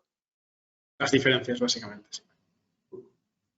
Sí, evidentemente esto, bueno, algo se ha hecho, por ejemplo, y Antonio Rosado, pues hemos trabajado en ello. Hombre, hay una cuestión, y es que siempre en el caso del agua, pues se puede intentar estimar, y se puede más que estimar, cuantificar aportes a ese agua. Por ejemplo, si el agua se le hace algún tipo de ensayo con las particularidades que hemos visto, que no son ensayos determinantes, que son los cuenteos o los análisis identificativos que hemos hablado anteriormente, pero claro, si se compara la situación de partida de un agua que sale, agua de grifo, hablo, que sale de una estación potabilizadora y después de 10 kilómetros de recorrer la tubería de agua potable de una ciudad, pues evidentemente si hay algún tipo de fluctuación en los niveles de lo que sea al principio y al final de la muestra, se puede estimar que hay una cierta o no afección de toda la red por la cual discurre ese agua de grifo, y en el agua residual, pues evidentemente también podrían hacerse ese tipo de cosas. Bueno, hay otra pregunta que también es difícil, entiendo. Bueno, nos preguntan que si existe una concordancia de resultados entre unas técnicas y otras, si se han hecho, y hemos visto que no, pues análisis de comprobación, análisis de, en cierto modo, como ejercicio de comparación entre unas técnicas y otras para priorizar el orden de qué tipo de plásticos pueden ser los más peligrosos. No sé si vosotros podéis apuntar algo. En cualquier caso, la peligrosidad siempre va a estar o va a estar muy ligada al tipo de polímero plástico en concreto y la potencialidad tóxica que tenga frente al medio, frente a la fauna, flora, frente al ser humano, etcétera. No sé si queréis aportar algo más. Hombre, yo a la primera parte de la pregunta, donde si se conoce qué tipo de técnica o qué metodología o si son equivalentes, está claro una cosa: las técnicas basadas en recuento sí pueden utilizar un algoritmo de aproximación para que, conociendo las dimensiones de la partícula, la densidad del tipo de plástico y una estimación de la tercera dimensión, pues bueno, conocer una concentración másica, por decirlo de alguna forma. Pero el gran problema, creo yo, que está en cuando tú ves algo. Vamos a meternos con un agua potable, Rafael, por ejemplo, y te encuentras que tienes, yo qué sé, 10 microgramos litro de poliestireno. La pregunta es, ¿eso es mucho? ¿Es poco? ¿Cuántos litros me bebo? 3 litros al día. Me tomo 30 microgramos de poliestireno. La pregunta vuelve a ser la misma, si es mucho o es poco. Entonces, por eso creo que queda mucho que trabajar. A mí hay cosas que me preocupan bastante más que posiblemente el tema de los plásticos en el medio receptor, que es el tema de los microplásticos en el medio aéreo. Ese tiene acceso directo, no tiene ninguna barrera, no tiene ni el jugo gástrico, no, o sea, ese va directo al alvéolo y lo que intercambie, ¿no? Y ahí sí que estoy un poco con lo que decía antes Israel, que evidentemente si va asociado pues a ciertos plastificantes o ciertos aditivos o ciertas sustancias que están adheridas al microplástico, porque ahí estamos hablando que se puede medir de fracción PM10, estamos hablando de fracción muy pequeña del plástico, y eso sí que ya nos afecta a todos. Posiblemente, no sé, uno puede beber leche, no puede beber leche, puede beber cerveza, no beber cerveza, pero lo que sin duda tiene que hacer es respirar. Eso es impepinable. Con lo cual, ahí se abre otro debate que veremos cómo termina. Ya hay un comité de normalización ISO para polvo de neumático y esto va para adelante. O sea, que nos queda curro que hacer. Yo, si me permitís un comentario, Sí. Creo que apoyando a un comentario que ha hecho, creo, en la presentación Antonio Montasell, claramente, y respondiendo un poco a otra pregunta que se ha hecho anteriormente, son informaciones complementarias. Por un lado microscopía, por otro lado FTIR y por otro lado cromatografía. Es decir, depende un poquito de cómo se aborda y cuál es la problemática, pues nos tendremos que ir a una tecnología u otra. Y creo que eso directamente está unido a otro comentario, que es por qué todavía no está acreditado. O sea, que la dificultad del por qué todavía está verde esa acreditación es porque, bueno, pues porque realmente hay diferentes tecnologías y a día de hoy creo que son complementarias. Entonces, no sé cómo va a llegar al punto de decir esta es la tecnología, porque realmente depende del escenario, es más adecuada una o es más adecuada otra. Entonces, insisto, no veo un camino a muy corto plazo claro para definir un método estandarizado. No sé. Con respecto a lo que se está comentando, hay muchas publicaciones internacionales que hablan de estas cosas. Correlación de diferentes técnicas. Estaba buscando algunos ejemplos que recordaba. Hay uno que correlaciona SEM con Raman, es decir, hacen aproximaciones multidisciplinares con diferentes equipos, ¿vale? Lo que pasa es que está muy en el mundo de la investigación. Por ejemplo, en el tema de contaminación de microplásticos en el aire también hay alguna publicación. Estaba mirando también, creo recordar que australiana, que hay bastante cosa ya hecha, pero también está en el punto de la investigación básica. Es decir, Sí, sí. no ha llegado todavía a estandarizarse como técnicas, pero se están utilizando diferentes técnicas, porque el problema es muy complejo y seguramente al final no habrá una técnica tampoco ganadora. Porque se necesitarán varias para solucionar el problema, pero no ha llegado todavía a esa estandarización.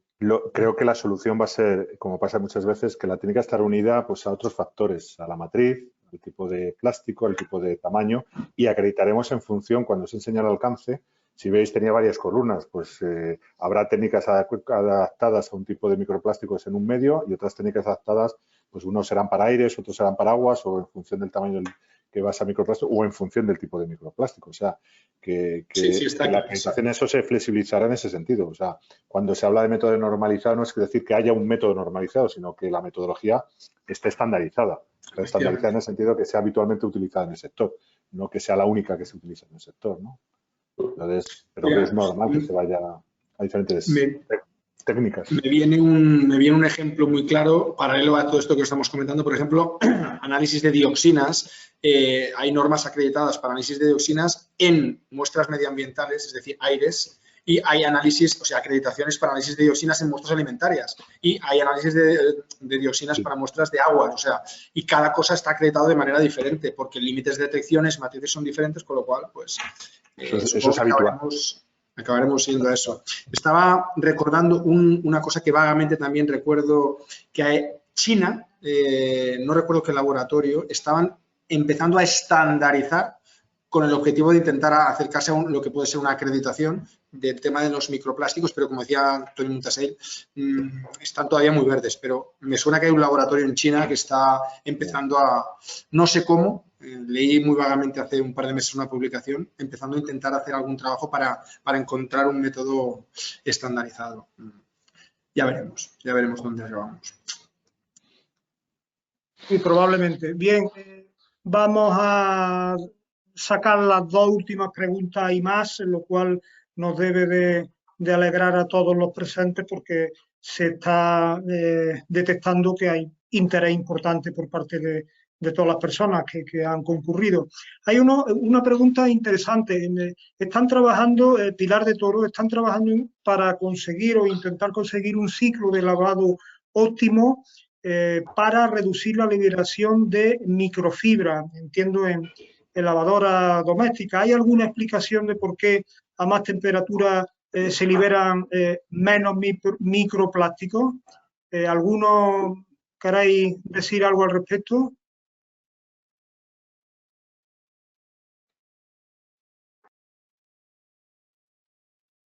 No lo sé, es curiosa la pregunta. Es ¿sí? muy curiosa. Curiosa. Hombre, vamos a ver.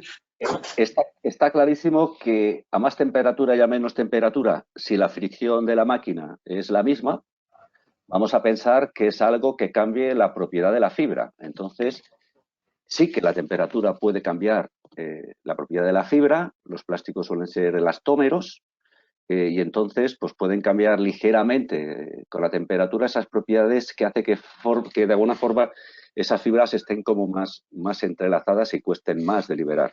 Igual estoy diciendo una animalada que un colega mío de Eurofilms Textil me llama y me dice: Antonio, has dicho una animalada. Pero bueno, era por decir algo, porque evidentemente sí que está claro que las propiedades del plástico con la temperatura pues cambian. No sé, no se me ocurre otra cosa. Probablemente, Antonio, estés en el camino porque sin duda serán el tipo de propiedades más físicas que químicas que probablemente tengan la fibra. Y químicas también, perdón, sí, también. Pues ya la última, por ejemplo, interesante, porque os digo, me estoy dejando mucha en el tintero, pues nos habla Diana García, de que están poniendo en Ecuador, saludos a los compañeros de Ecuador y a toda Hispanoamérica por la atención que tienen en estar conectados con nosotros, pues han conformado un grupo de investigación para análisis de microplásticos por FT infrarrojo en peces, cerveza, moluscos, agua embotellada. Entonces lo que se plantean ellos es qué usar como blanco de la muestra. Son matrices totalmente distintas. ¿Alguien se atreve ya para finalizar el debate? De hecho, normalmente los blancos se hacen al aire o a través del filtro. Y si es un análisis por transmisión, es hacer el blanco a través del filtro y luego sobre el propio polímero. No se necesita nada muy especial. Si el análisis es por ATR, se hace con la medida al aire también. Es decir, no hay nada muy especial en ello. De todas maneras, si contactan conmigo podemos hablar más del tema, pero no es lo más problemático. Perfecto. Ya la última, pues habla Juan María Ruiz Alarma de si es fácil conocer la procedencia, lo de fabricante ya lo veo bastante complicado, de una partícula, un elemento microplástico primario usado en artículos de cuidado personal. ¿Alguien se atreve? Hay bibliotecas espectrales que recogen procedencia, bibliotecas infrarrojo. Podría ser, pero no seguro. Pero hay algunas bibliotecas espectrales donde te sale el nombre del fabricante. Es difícil de todas formas, o sea, garantizarlo sería muy complicado. Bueno, pues hay muchas más preguntas, incluso ya metiéndonos en el coste que podrían significar la metodología, en fin, muchas más cosas. Vamos a obviarlas. Agradezco, pues lógicamente, a todos los compañeros que han estado aquí y a todos aquellos que nos han formulado preguntas, aunque por mor de brevedad no hayamos podido atenderlas. Yo creo que hay un sustrato para que dentro de otro determinado tiempo pues podamos seguir investigando sobre esto, y yo por mi parte agradeciendo a todos pues su colaboración de una manera o de otra en esta mesa redonda. Pues paso la palabra a Mar y para que lleve a cabo ya lo que ella entienda oportuno. Mar, cuando quiera. Claro que sí, muchas gracias a todos. He recibido pues tanto de parte de la audiencia como feedbacks y demás. La gente está muy agradecida con vuestro trabajo. Habéis sido muy claros, muy gráficos y el interés suscitado es enorme.